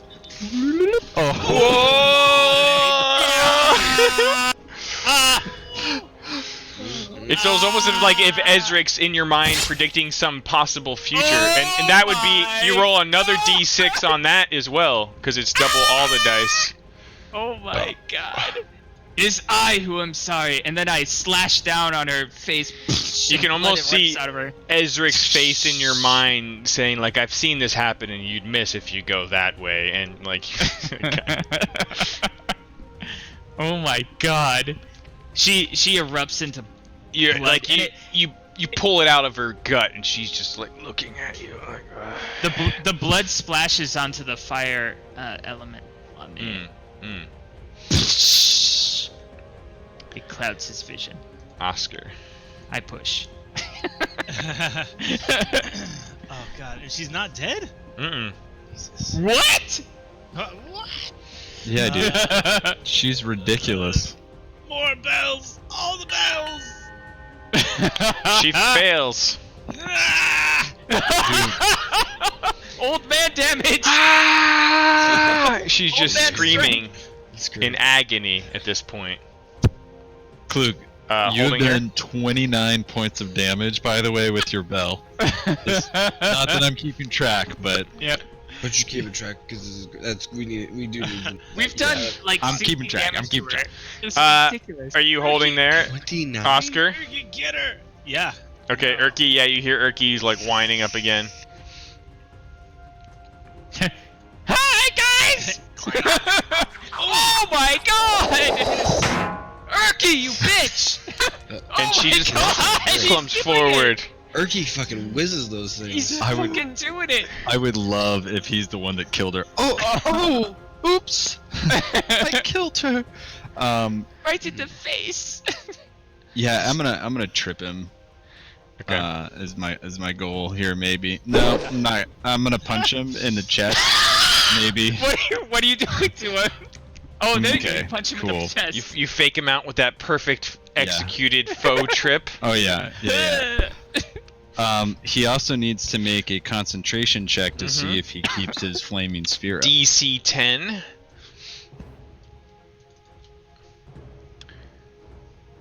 Oh no. He does not. It winks out. Catches him and like you can see like almost if he's reaching for it, and then the sphere disappears. Ezric, what do you got here, buddy? I'm dead. I'm dying. He again peering back around the wall, reaches out with a spectral hand that almost seems to rise from the earth like a ghost, and it tries to wrap around female human. Oh. He Miss again? reaches with it and misses. It's a spell attack. Oh no. This woman Goodbye. again like clapping at our heads before like just lunging forward with disadvantage, still in melee range, tries to spray you with a blast of cold. Rolls a natural 1. Oh my And you've God. seen this trick before, point blank, and you just snatch her hand and can make 1 free attack of opportunity. Yes. Oh. Does it get all the bonuses and shit on it? Yeah. Oh my god. Oh my god! No! You grab her one hand, she grabs your sword hand with her frozen grip, and the two of you are just like clutching each other in like what is some desperate like last gasp of life scenario for both of you. We both rolled Neither gaining ground. That was amazing. We rolled That the was- same plus bonus too, so we're just like, oh fuck!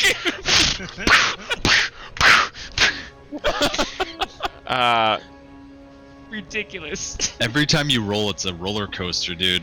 Yep. You're like, oh, nat 20, I almost killed you, nat 1. The middle-aged man, like, still leaning on that thing and like watching you like go through his legs, like almost like leans into it and like a fucking crutch pivots around 180 towards you while like enough, and like just tries to blast in your general direction again no. with the thunderclap. Blasted. Oh, boy. You're gonna get the clap, is- dude. It's a real infectious disease, you better be careful. You get the thunder crabs. Okay, make a Constitution saving throw. Okay, I can do that. Yeah, I can. Okay. 14's good. 14's pretty good. We were looking for a 12 or higher.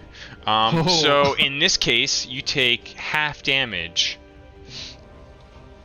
Oh, you got the and clap your pad, lifeless dude. ragdoll body goes flying and landing, like just draped over the edge of the 4-foot stone broken wall. You said I took half. I had 16 hit points. Half damage. Half damage of 17 is It not. should. 16. Oh, it should have been. Yeah. Okay. Time rewinds itself. Yeah, dude. You Again, the spectral visage of Ezric shows you a future that might have been. That's perfect. Sorry, do you know how many hit points you had? Fuck. I had 16. I was one down, and no one hit me that entire time. Really fair. Fuck, that would have 16 and sucked. 17. Okay. That's why I was like, wait, I got one shot in? You take 8 points of damage as boy. you shield yourself at the very last moment, and just like get pushed back like a square, essentially, like and protect your vitals, and only take 8 points of damage. Holy shit! You saw Ezrix. You saw him for the truth. You know. You know now. You like maxed out on those rolls too. Yeah. Well, yeah. Both ends of the spectrum. An alien, like, you just feel this burst come blasting past, like the trees are like rattling as a result. I have a question because I can't remember how this works. Melee weapons, can I still attack twice? The reason I'm asking is because this will change what I'm gonna do. If you have an offhand. Oh yeah. You have an offhand, don't you? Yep, I do. Yeah. Yeah. So your long knife, your long sword. Well, I need to know what your long knife and my saber. Which one are you doing as the offhand attack? I'm gonna do the saber as my offhand. Okay, let me just modify it for a moment. And if you ever decide to make this like a main hand weapon, that's fine. But your feat, let me just double check, because you took archery. So yes, basically, that's right. I'm curious. Yeah, your offhand melee weapon just wouldn't get the bonus damage on the damage die. That's fine, but I still get the 2 attacks. Yes, so that would be, let me just fix that here. There you go. So yes, it's just 1d6 on the saber's damage, because it's like with your weaker arm, essentially. You got this. Okay, so after that huge burst that this middle-aged man just did, Yep. I feel like, and plus he's pretty wounded, I feel like it took a lot out of him, and I want to use this as, for lack of a better term, an attack of opportunity. It's an opportune time. Yeah. Yeah. Yeah. So I charge at him. Okay. And I strike first with the long knife. Okay. Go for it. Okay. You certainly find that opportunity. You just slash forward with that thing. Max damage. And you finish him off essentially, but you run your long knife through him. Like, he's basically just pivoted around and, like, in a fit of fury, opened his arm to blast on. You come, like, running up the hill with his arm still outstretched and just like go right through the ribs into the vitals, and like the dagger is in there, and like you've got him like gutted and bleeded out with your other saber in your offhand, and you can do what you will. Can I throw it? Like, you've got him here, and like you just pull it back and just. I have this advantageous position at the female human on this hill. Oh, you want to throw it at her? Yeah. You'd have disadvantage. Dead, right? You'd have disadvantage, but you could. Okay. All right. Never mind. She is technically restrained, so actually it would cancel itself out, and you would throw this awkward saber end over end towards her. Throwing it. Holy shit! Let's go. That's what my intention was. Yeah. Let's see the Rangers work out. Like, don't roll. Pick it up, toss it, Okay. catch the blade, and. Yeah. Dude. Wow. Oh my god, you just killed both of them in one. That'd be great. So you have the saber, you throw it, and just this down, like 20 feet downhill, this long blade, It's like- awkward center of rotation. And Ro and her are like face to face doing their like arms clutched. They're grabbing each other's and then hands. all of a sudden And just a this cutlass. The same. She just gets like caught, like it's almost like sticking out of the side of her neck, and like her arms just drop, and like with one last look at you, Ro, she seems genuine. And she says, "I'm sorry," and just drops to the ground. Oh shit. The alien also collapses while holding this middle-aged man's dead carcass. Because I He am also badly damaged. Drops to the ground. Nelian, you should search his robes for health potions or something. I will search the ones over here. And I'm like, I'm dying over here, son. No, it's fine. Just look through his robes. Just use your hands. The staff is certainly of interest on the druid. The knight defending him clearly had some sort of enchanted sword that he was wielding. And you start picking up these possessions when Oscar and Erky, still caught in the storm of like falling, sort of fluttering seeds, you get a sense of a much larger presence. Oh, great. And you don't feel so comfortable here in your moment of victory. Can I like very quickly grab the shit off this guy and yell at Nelian, we need to get out of here. That's our goal. Okay. Get out of here. I grab everything I can. You can just put it in the party sheet and we'll like go through it. And then I would say I would immediately. Oh, you're running up there. Is the tree doing anything? I mean, it's still acting exactly as it was during whatever that ritual was. Are we still in turn order? I mean, No. is it like pulsing? Is it? Oh my Christ. Its leaves shaking? What is it? Your tickle finger. I've missed those fingers. I've got you. It's kind of Save your clothes though. it's kind of pulsing for a beat, yeah. It's like, but like it feels like whatever like the initial burst was that sent these spores or seeds shooting everywhere, from both it and all of the trees in the grove around it. Like that initial thing happened and is over. Oh, it just did it like one time. Yeah. Okay. And can we tell where the presence of us not being alone is coming from? Is it like the tree? Like I feel like I would be able to sense that with. Yeah, you don't think it's the tree, but you feel like it's all around you, like where you came from, wherever this goes, and like the pathway that you came in. Like would it be coming from the seeds itself on the ground? You're not exactly sure. Ro's gonna loot the body that he's on, the female human. And also I can't move my character right now. Okay. Yeah, that's just because you're frozen because you failed so bad. What? I killed her. She's on top of you. No, you did not. Well, okay. I know You Nelly sort and of killed her. helped. All right, so I loot the shit out of her. Did her skin change? Is it barky anymore, or did it go back to like a regular form? It went back to mostly regular, and so did the male humans and the middle-aged hooded man as well. But both on her and the armored man who was defending the druid, for lack of a better term, you can see that there's like still something slightly off and diseased about their skin, as if they had some kind of infection.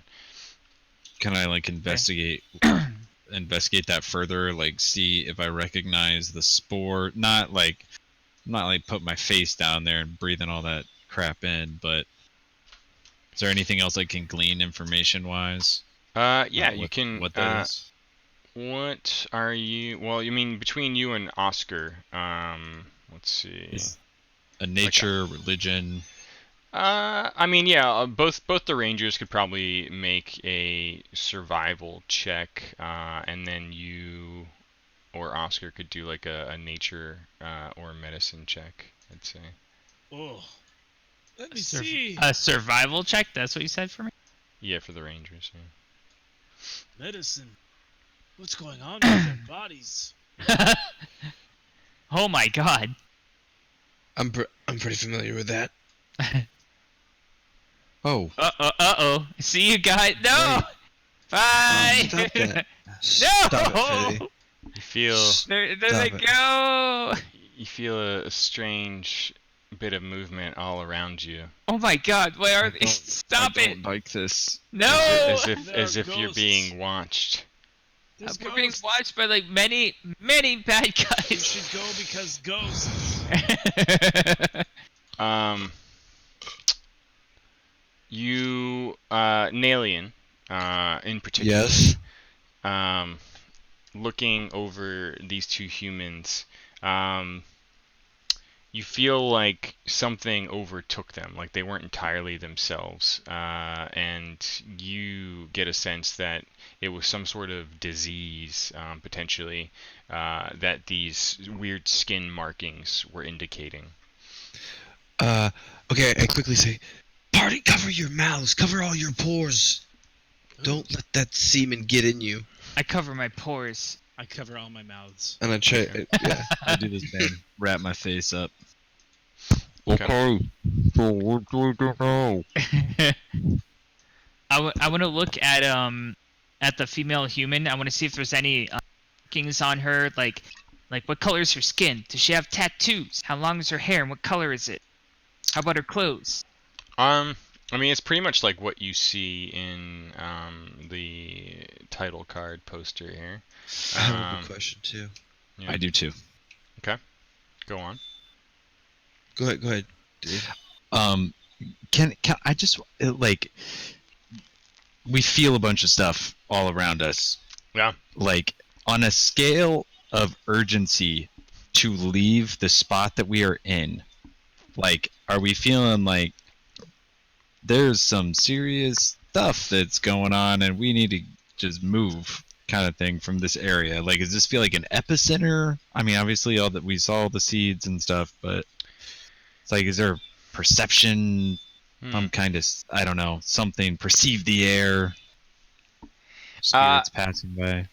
Yeah, I mean, you feel like, I mean, the way this man was asking or acting, and by all means, like you've gutted him, right? Like just because you stab someone and they're dead in the combat tracker, like by all means, take that opportunity to like question them if you want. Like he's dead in the sense that like you stabbed him and he's bleeding out on the ground, but like imagine Gotcha. any scene in any movie, like he's dead, he's out of commission, but like you could still like Okay. tell me what So- you know. The dude that was still rolling death saves, is he still alive? Yeah. The guy that I'm hanging on to still? He clinging to has been life? there for a while, so he's got to make 2 more. That's 2 no's, Oh, no. and 3 no's. He's not clinging to life, but Okay. the woman and the middle-aged man are. And in fact, let's do one for middle-aged man. He's not doing great, and the woman is also actually kind of come to.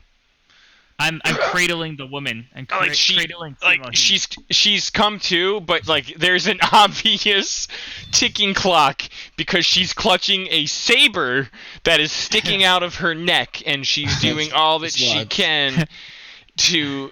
I put my Like, Look at hand machete in down. the coconut. The I put machete my in the hand coconut. down on the saber and I try to.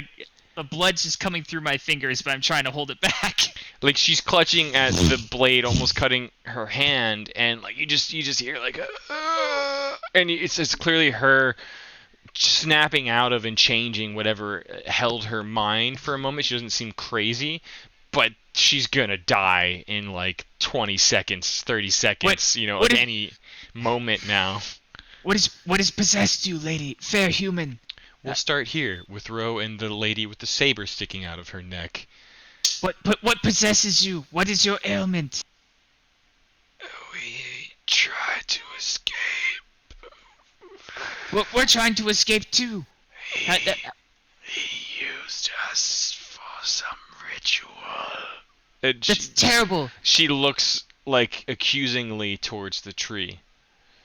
Should we destroy the tree? Is that the key to this? It's too late. How do we stop the ritual? He seems to have succeeded. And she just drops to her knees. Oh no. And I'm sorry. She just looks up at you like one last time. I'm not, and I start to take her possessions. Well, I'm grasping this guy saying, Yeah, meanwhile... Who are those around us? What are they? He's dead. He just looks up at you. Like, does he really? Is your blade... Yeah, he's Cool. still, like, kind of there. Is your blade still in him? Yep, because if I take it out, he's going to bleed to death. Oh. Yeah, so kind of like applying pressure on it, like with your blade still Yep. in there. He kind of looks up at you, still almost smiling as if he was happy to die with that expression on his face. They were my thralls, and you could have been too. I don't know what that means. Speaking riddles, and I just pull the plug. Oh no. I was going to ask how to escape, but I don't think he would have told us. Don't worry, and I look towards the ground, and I start sifting through it with my fingers. And Because, listen, now I have a question how this might work. What I want to do, are we still in like a cave-ish area, or are we, can you see the sky? Caves. Okay. But we're in the Underdark, correct? You are, yeah. Okay, so what I want to do is I want to know the closest way out by using Natural Explorer, because it says your group can't become lost except by magical items, which are magical means, which could, I guess, potentially be magical things in here, but I either know that A, it's blocking it, or I don't even know if they have the magical means to block something like that. Sorry, you want to try to discern what exactly? Like if I want to know the way out. Like I want to know it's north or south or west, or like maybe where the final point is and where we go now. Let's put that in basic terms. Yeah, you feel like this is some like backed into a corner space, and you believe that either to the northwest or the northeast where you came in would be routes, kind of based on the air down here and the way some of the fungal plants have been growing. That is your best guesstimate, but like all around here, like this is some like massive cavern that's been converted into like a nursery for these strange trees. I say to Zahn, there are two ways out. We either go east or north, and they both yield better chances than staying here. Okay, well, we should probably go the way we came unless we want to fight more things. Because we could fight more things. Also, do you think that they would have hidden any artifacts or, I don't know, magical things around this place before we leave? I mean... I don't know. If they performed a ritual, maybe they I quickly pat the guy down in front of me, just grabbing everything that's there. And I run. The party sheet. I like sprint over here and I stop and I like look around real quick. Because I know time is of the essence. So is there a bow and arrow down there? Looking for a bowstring. As I go to go through the motion of putting it around my shoulder and realizing I don't have it. You know what I mean? It's just like a second nature. You see that the male, the knight-looking fella, had a longbow in his possessions, and you quickly grab it. You again, like if you're reaching for it, I mean, like these guys all had some interesting gear. I grabbed stuff. I just assumed we'd put it in the party inventory. Oh yeah, that's fine. Unfortunately, the strange feeling that's been coming over you is one that like you've just been waiting for this entire time. Two separate groups start forming and filing in from both of those directions that you gleaned would be your best chance at getting out of this corner that you've walked into. And two drow hunting parties, along with the bestial quaggoth creatures that you recall from the prison encampment, come striding in, and at the head of them is the cruelest of them all, the mistress with the many barbed lashes at the end of her whip, who tortured and whipped you and interrogated you, just strides in.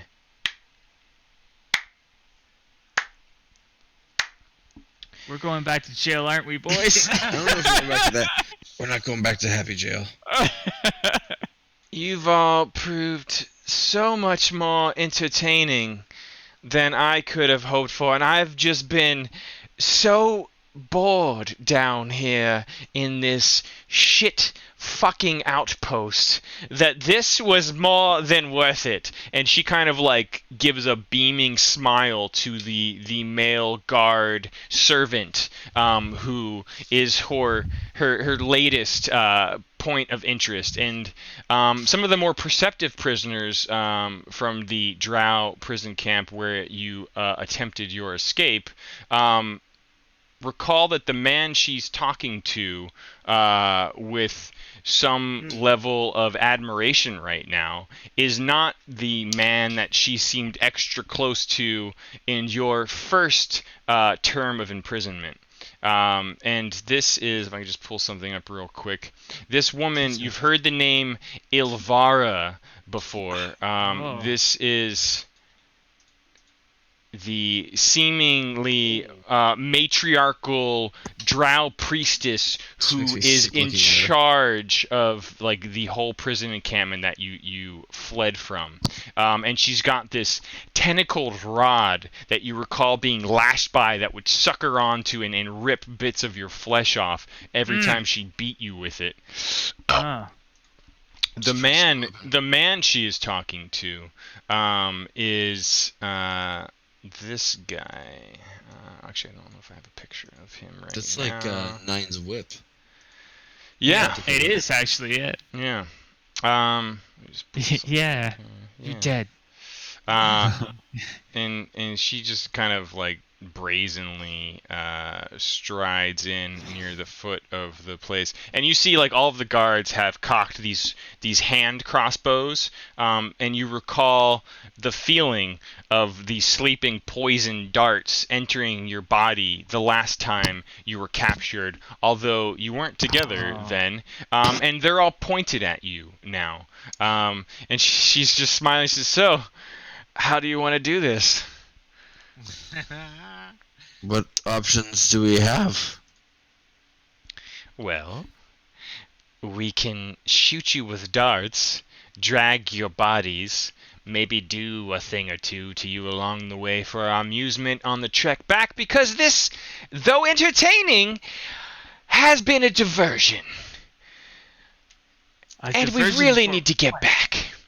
And she's just kind of like looking at you all very defiantly. The gentleman she was talking with admirably kind of moves in. You see the creatures that you had to work with before, these large quaggoth creatures, these beasts. As they walk up, I say, "Oscar, do you have any more fire?" No. Wait. Yeah. One.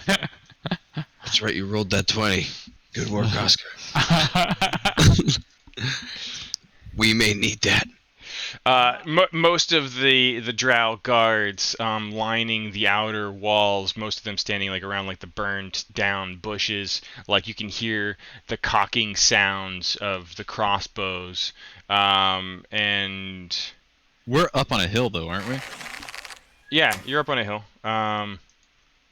She says, "So, do you want to go back walking on your own 2 feet? Or do you want to go back... Like outside? Dragged. Like outside? Back outside? Oh, no. No. You see... You've proven one thing, and she's looking and she's like, she's speaking common almost for your benefit / her amusement as she gauges your reactions. She says, "You've proven one thing, Shaw," and apparently that's this drow's name, Sure. They are a bunch of very interesting specimens, so we won't kill them outright for their insolence. But we will make them suffer for this, and I imagine we'll have a lot of interesting things to do in Menzo Baranzan with them, won't we? Menzo Baranzan. Fiddy, I'm running right at her and I'm attacking her. Okay. I'm gonna run like straight sprint down the hill, jumping from rock to rock. Yeah. Can we roll initiative for this? I don't even care if she sees it coming. Sure. He should get like a surprise attack, but we It's- should all roll initiative or Yeah. something. Yeah. Yeah. You can all roll initiative. Yeah. Because there's things that need to happen. Yeah. This is an act of defiance. Oh boy. I didn't want to go 19. back either, but I just didn't think I had anything left in me. Now you do. Well, you know what though? I mean, I don't know what Nalian would do, but I know You know, exactly what maybe Nylian do. And you know what? Let me tell you something. I know we're literally on high ground, but I feel pretty good about the choices you've just made. Still feel Oh, I pretty good know. about them. because the attention will be focused on me and not. Yeah, that will help. That'll help a lot.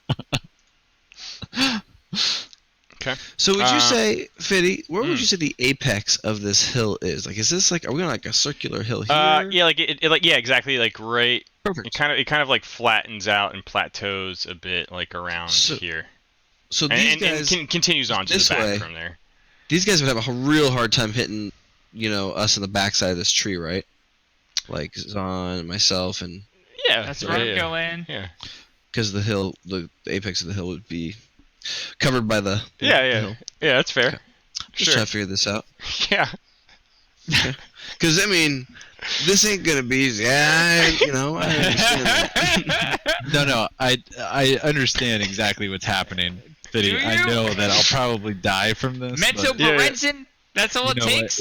It's the whole like, it's just a Yeah, no, I love it. The Yeah, act yeah, is- okay. I didn't of want to go defiance. back with him. I was just waiting for somebody to pull that trigger. yeah. Well, the trigger has been pulled. Pull on it. Alright. So Baranzan. How many 20s did they roll? So you, yeah. I mean, you just hear like, I mean, you heard it a while ago. I mean, as you start running forward, like the last thing you hear is just like all of those crossbows, like. Did I get to take cover? I hope you used the capability before you ran Not up yet. there. Zahn, you go I don't have running. any. You go running downhill towards her, and there's probably about a dozen of them that let loose in your general direction. Oh, Braveheart style. Yeah, that's fine. That's fine. They're, You said they're sleep darts, right? yeah. Dodge like you've never dodged before. I'm just Do gonna it. use one guy to do. I would like to just remind you Yeah. one just tiny little detail here. I'm immune to sleep. I just had a coffee. Fey ancestry means that I am immune to being That's true. slept. Yeah. Yeah, that's fine. I have it too. I'm gonna get And so knocked does Casey. out before then. I don't think I But- do. You do. No, he's a human. Oh, okay. Why do you say it like that? Shit. He's a human. What's wrong with you? Okay, one second. But don't you have like natural terrain and that helps you? I'm trying to look for it. I don't know. I got something. I got balls. That's what I got. That's what my guy has. I'm looking for it. So just do that like a million times. A million times. Oh yeah. Critical hit. Critical hit. dead. So Oh, I yeah, mean, it definitely has like a poison sleep effect. That's the Oh my intended result. Fucking Um. God, Eddie, you but- rolled 3 natural 20s. Oh yeah, I wasn't done. And then 4. poor. Wow. But the darts themselves still do damage. So I mean, it's like you're like a fucking pin cushion. Yeah. You're that That's- GIF come to life in this moment. And I yeah, want you to just fall down at her feet, trying to swing, but you think it's the staff, and I just want to throw a dart. The last thing, and I want her to remember the time that she fucking had to come chase us down through the Underdark to get us. I'm gonna throw a dart at her. Can I do that at least? yeah. Do it. Because I assume. You throw the Roll dart in to your hit. eyeball. Okay. Oh, he doesn't have to roll for. Okay. I don't know why. You throw it in your toe. Sure.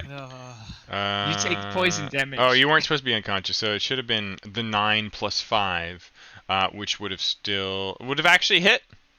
Oh. Roll damage. Oh. Like Xerxes. Yep. And Uh, I wanted to do that. I wanted to scrape her cheek. yeah. Oh, permanent scar. Yeah, right across. Actually, if it's a 1 through 3, you actually take a piece of her nose. Oh, you ruined her face. Out of like a D6. Yeah, she rolled a 2. You took a piece of her Oh. nose. Like there's like a piece of her nose missing. Oh my. Damn. It's the last thing you see as you just like fall onto the hill and start That doesn't rolling grow back. with the So with the small worth it. darts pressing into you. Oh my god, that was worth it. And the last thing you feel is like your body stop like under her, like you hit like the stumps of her legs and just look up and see her disfigured face. I want to grin, and then I imagine her boot comes down and just like stomps my face Yeah, or whatever. that's about right. Yeah, or whip or whatever. You all may make one last defiant action, but these like hulking creatures coming in with them, like there's no escape for any of you. That much is fucking clear. But what you do in this last moment is up to you. I run towards the Drow priestess and I also attack her. Okay. Yeah, exactly. I use one star. Huh.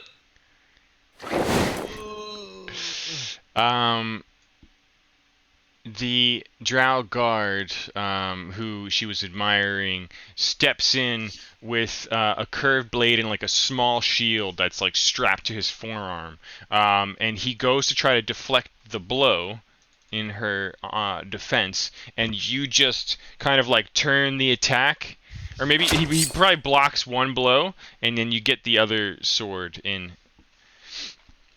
And you do 9 points of damage, grazing his arm. I take another action on him. I attack him. Okay. And then I come down with my other blade, and blood erupts out of him, and I slowly turn my head towards the priestess. You slash him down, and you send him staggering back against the wall, like bleeding out as you plunge your sword in through his chainmail and rip it out. And he's just bleeding out, standing, partially slumped, leaning against the wall. Look up towards the drow priestess. You're next. Oscar.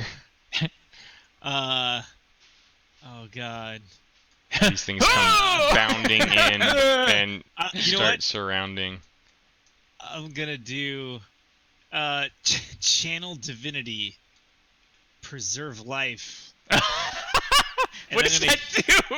It's like, instead of turn undead, I heal a number of hit points equal to 5 times my cleric level, so 10 hit points, and I spread it between Zahn and Ro. Oh my god, your last act Oh my to god. bring it back to life. Do you have to be Welcome back, buddy. what's the range on that? Gonna you have to- die again, Holmes. within 30 feet of you, so they are both in Yeah. range. Yeah.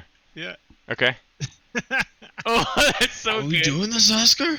I mean, I did it.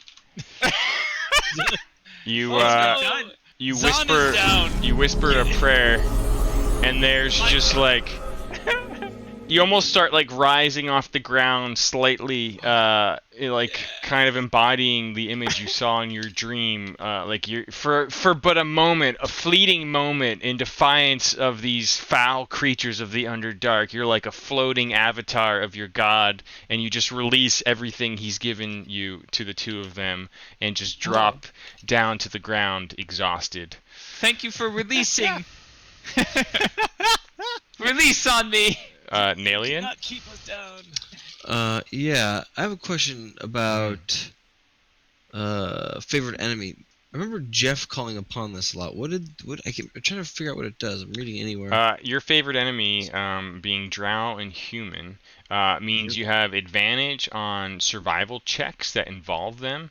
Any intelligence checks, like investigation or nature or other things, to recall information about them. So anything that's intelligence based in your skill list. So like if you're trying to recall info about the religions of the drow, which are very fucking serious business and a big deal, you would have advantage on those rolls.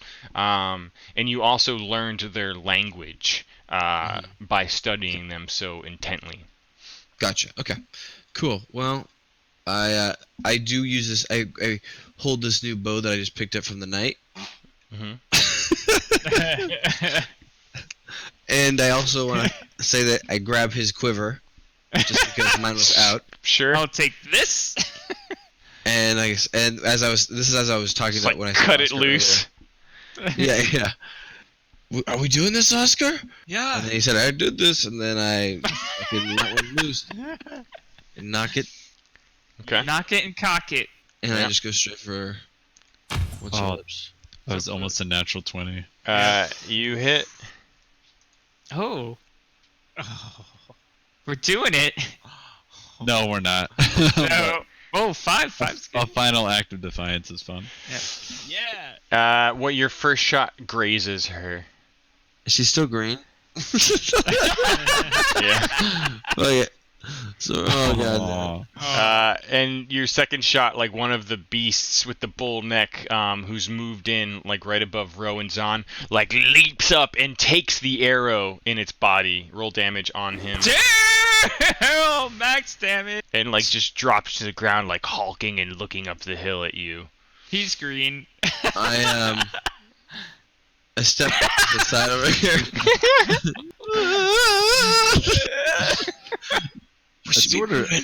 I sort of respect that, actually. I do too.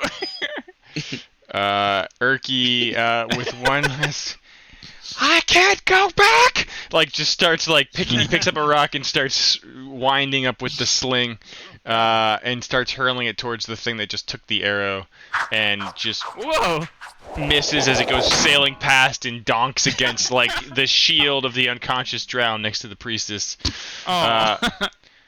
Ezric steps forward, looks at Zahn and Ro, looks towards Oscar and Erky, and with a bit of knowing sense, just looks towards where Nalian's gone, and he says, I knew this would happen, but I couldn't tell you. Son of a bitch! And he just sits down and crosses his arms and leans against the broken wall No! and waits. Oh no. Where is he? What just happened? Who's I mean, to be fair, it. if he's experienced this multiple times, Yeah. I'd probably do the same thing. That's what he'd do. Seems over it. And with that, it's only a matter of time before all of the fight left in you, after all of this, after what surely a memorable prison break, is nothing more than that. And you're overtaken, you're beaten into unconsciousness, or you're subdued with the poisoned magic sleeping darts over the drow.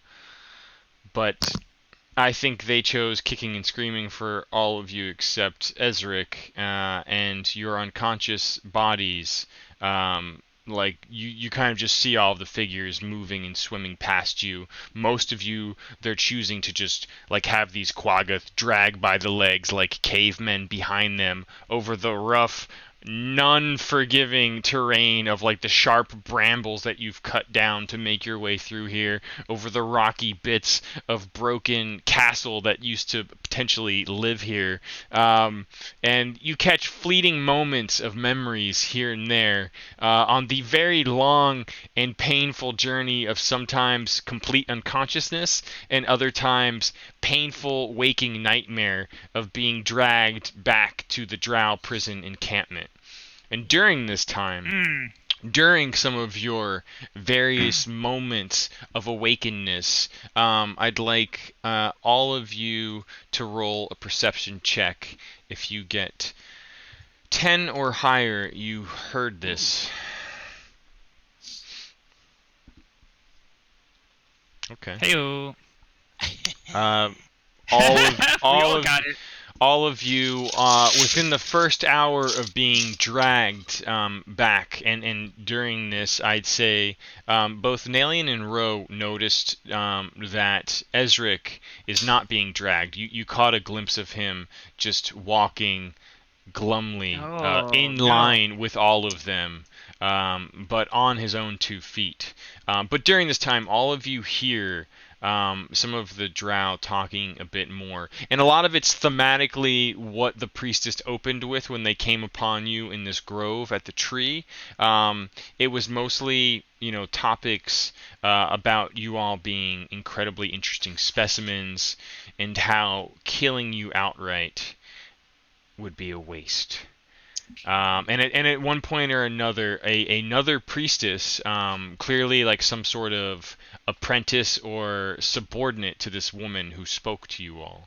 And you also noticed that the man who was taken to unconsciousness has been healed, probably by one of these priestesses, and is walking with a bit of a limp next to her. So he's sort of shadowing these 2 women. And there is a clear, even in your drugged, dazed state, a very clear sense of power. And you saw this before back in the camp previously, that and again, the 2 of you who know Drow society as rangers a bit more, it's women dominated. Like, priestesses are the gods of the Dark Elf society, and males are just objects, servants, tools. And so when you hear this, it's not surprising for most of you that the 2 of them are talking like the bosses of this group, of this huge patrol. But they're going on, and one of them, the younger one, asks, but what about the ritual? And the older priestess who spoke previously just almost scoffs at her. She sighs and says, Lord Banra has seen this, and the Shadowlands release was inevitable. His black wings already cut through the stuff between our realm and theirs. That prince comes, and he won't be the first. And already the mages of Menzoberranzan make their preparations. I need you, Ro, to make an insight check. Do it. Let's incite this. I still wish you had your inspiration. You catch parts of this. Something almost clicks in your mind that you should know, but all of the experiences you had, being tortured, being turned into a weapon, and everything you've just gone through now, you, like before, just can't quite fully grasp what is in your mind but unobtainable. Oh. And it's just back to the black and back to the nothing. Oh, goodbye. And if Ezric could tell tales, he would tell you that this went on for some 5 days before you eventually made your way back to the Drow prison camp. Hello. I'm awake. No, you're not. I've been tortured. I'm not awake. You're not awake. I'm being dragged. But there are moments where either from a previous memory of your time spent there already, or your lids fluttering for a moment of consciousness here and there, you see the sights of the waterfall and the spiderweb bridges draped between the strange structures formed within the stone of the Underdark. Oh, I know this place well. You do. You do. Standing before you is Velkin Velv, the Drow outpost where you once previously were imprisoned and are now returned to join with your fellow prisoners. And I don't know who was telling this tale, or maybe parts of you were chiming in here and there to supplement the story, but this was you all recounting your tale of your failed prison break. And all of the other prisoners are just looking at you dourly, like, fuck you, you're the motherfucking reason we've been tortured for the past week. Welcome home. And they all just kind of look at you one after another. And to kind of put some faces back into your minds, we have the Darrow, Bupido was his name. Bupido. This is like some strange bastard maniacal form, like some subclass of dwarvish race beneath Dwerger, beneath dark dwarves of the Underdark. These small, scrappy creatures. Like, this guy just seemed fucking insane when you talked to him previously. And then also imprisoned with you, you see another of, like, you know, again, you saw like these bestial quaggoth moving in formation with the Drow guards, like almost like humanoid canines with a much higher intelligence. But none of them could put an intelligence on Prince Darendil, this quaggoth who claims that he's a cursed elf forced by the Drow to take this body. You also see, not fuming at you, a shield dwarf who you don't recognize, but is just defiantly looking at all of you, like shaking her head as you're brought back in and being manacled around the waist, around the neck, and around the hands and wrists. You see a deep gnome who's smiling and just looking at all of you. It's like, I bet everything I had that they would find you and bring you back. And he's just way too charismatic and annoying for a deep gnome, a Sverfneblin as they're called down here. Most of them grim, dark creatures who keep to themselves. This guy seemingly always looking for company, always gambling and making bets. And the one who's got the most amount of murder in his eyes is the large orc Ront, who's just staring at his cells, his tusks just poking through the bars like, I'm gonna fucking kill you. The other prisoner, a less common one, is a fellow drow who's believed to have murdered another drow within the raiding party and been turned into the prison, considered to be a traitor and a coward. He claims he doesn't recall if he did it or not.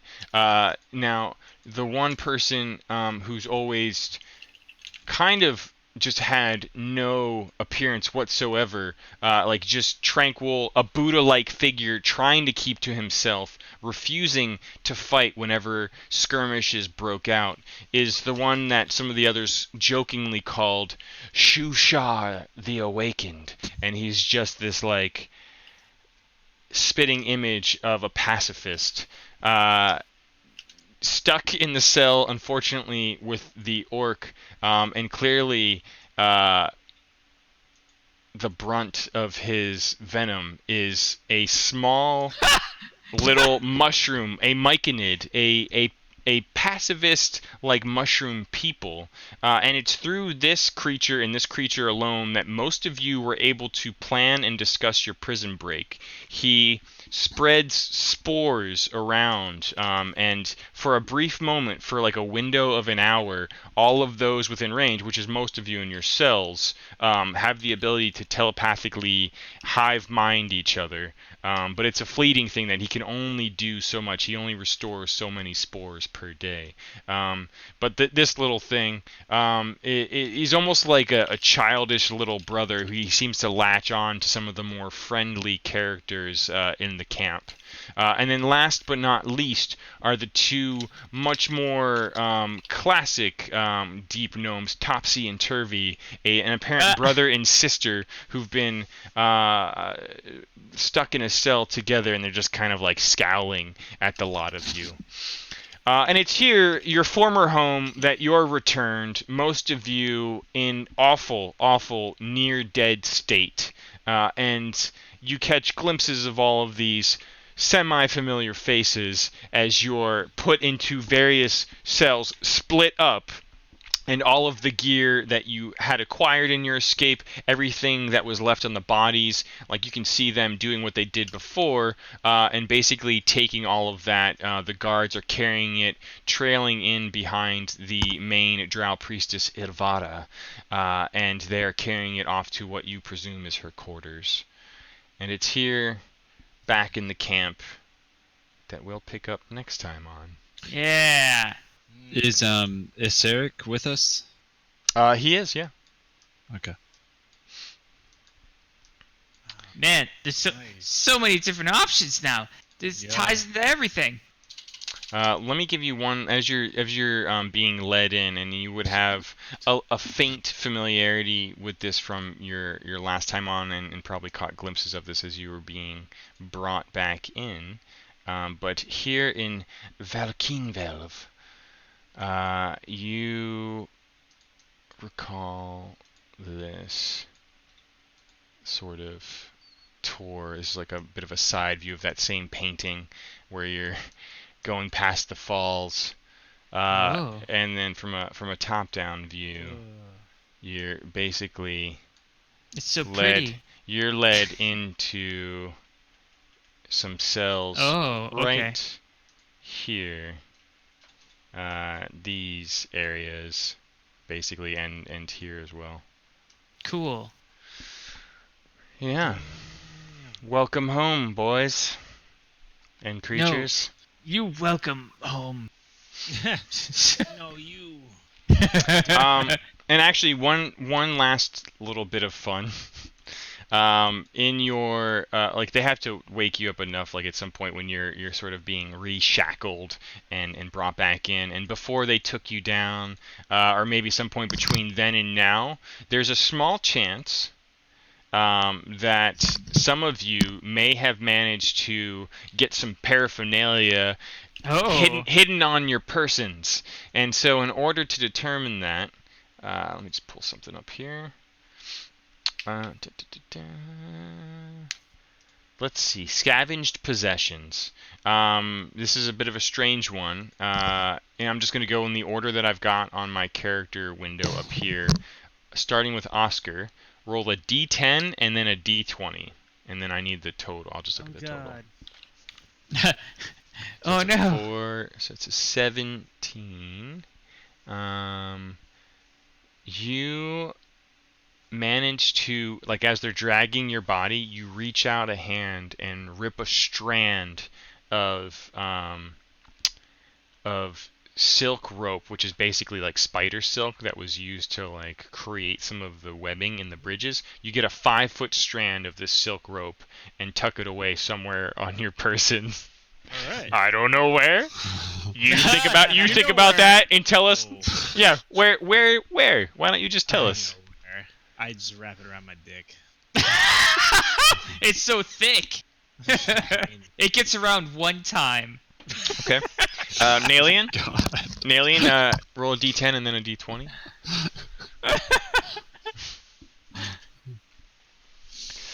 That's a. Hold on, that's a d8. Need a d10. Oh. Is it the same one? That's still a d8. So Oh no! There we go. There you go. It's a 4 The and average. a d20. My dice are all over the place. Higher is in fact better. That's how this works. No, that's a 12. That's a 12. So we still got a 4. Looking for a 20. I believe in you, Casey. You rolled a d12 and need a d20. Oh my Christ. This is ridiculous. 13. You not unlike Oscar, like when you paused for a moment, like when the patrol stopped for like a 30-minute break, like your unconscious body, like you just felt something crawling on you, and you managed to like grab it. Like you're restrained, but you kind of like grab it just enough, and like in your hand, you hold a living spider the size of a tarantula, and you know Oh. that drow hold spiders in a very holy regard, and so you think I'm gonna hold on to this thing and try to keep you hate spiders? Yeah. Nalian does? Yeah, Nalian hates spiders. Oh no. So you can I feel like that would be the perfect flaw. That's why he does not like drow. Yeah. Okay.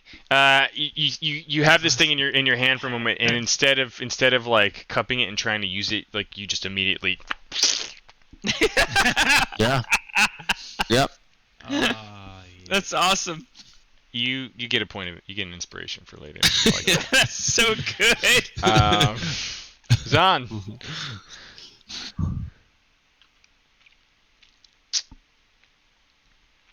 It's a 13. You also a spider. Also a spider at that same place. There must have been like a small nest of them crawling all over your bodies. You too see the living creature crawl over your body and have a moment to grab it. I think of Spider-Man, and I hope that he bites me and I get superpowers. Okay, that's fine. Okay. Just going for that gamma radiation. Put that in your inventory for now. Just call it a spider, if you would. I mean, so I have a question. Should we clear out our entire inventories? That's a yep. Mm-hmm. So like everything that we collected, everything is gone. Everything. Even my unarmed strike that I get. No, don't clear that out. Yeah, don't clear that out. Yeah, everything but a spider. What about like quarterstaff? I mean, I assume all that stuff was taken for the sake of not re-entering data. For the sake of not re-entering data for now, don't delete anything. I was about to delete everything. Yeah, just leave it for now. But narratively, yes, you are stripped bare, basically, other than clothing. Okay. Row.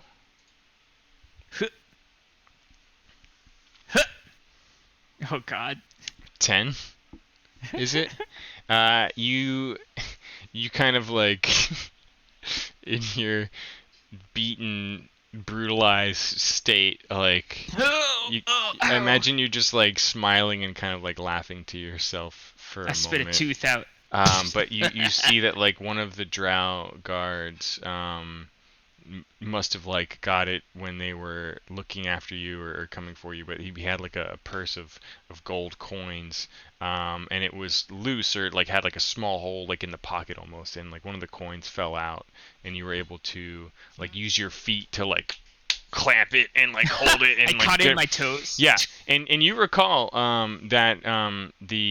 that weird charismatic gnome from the prison camp, like when you know you're being dragged back there, is like obsessed with gold and gambling, and if not for him or some other purpose, like you use every inch of your energy to like clasp at this coin, and you almost lose it for a moment before you manage to secure it and hide it on your person somewhere.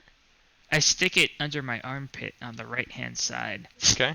All right. You do that. You do know that when you get back, they're gonna be like doing the same routine they did last time, where they're like racking you, whipping you, manacling you. Ro has deep armpits.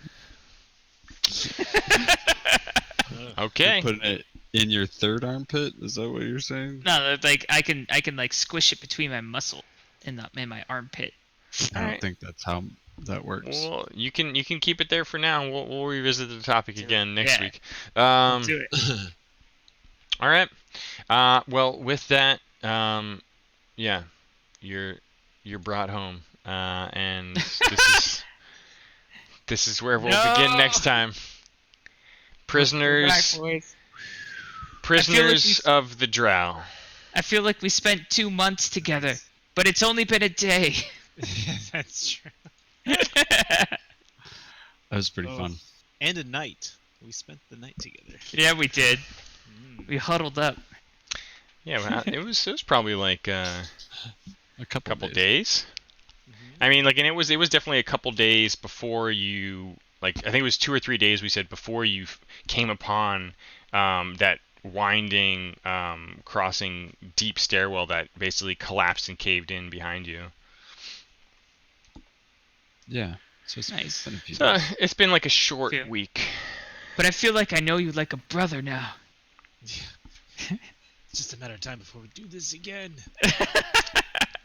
But for reals. Yeah. For real this time. Yeah, that's fun. Awesome. I wanted to try something different. I mean, I was kind of It curious. was only a matter of Head time to tail, before. when you start off knowing that this whole thing was a recollection of that But time God you damn tried it, to we escape. tried. Everything you did had many effects. None of it sliced was the meaningless. nose off. The nose came off the main bad guy. I know. I'm so She's excited by tainted that. now. Yeah. She's gonna murder me. Just every chance she gets, she's gonna. That one, kill him. Take his nose and his eyes and his tongue and his Probably. balls and his dick. And in that order. Yep. Awesome. Yeah, it was a lot of fun. Sweet. Thanks, guys. Yeah, that was Thanks, fun. sweetie. I was just Alright. the right amount of drunks and dragons. Hell yeah. Yeah, it was. That was All great. right. I'm out. Later. Have a great night. See ya. See ya.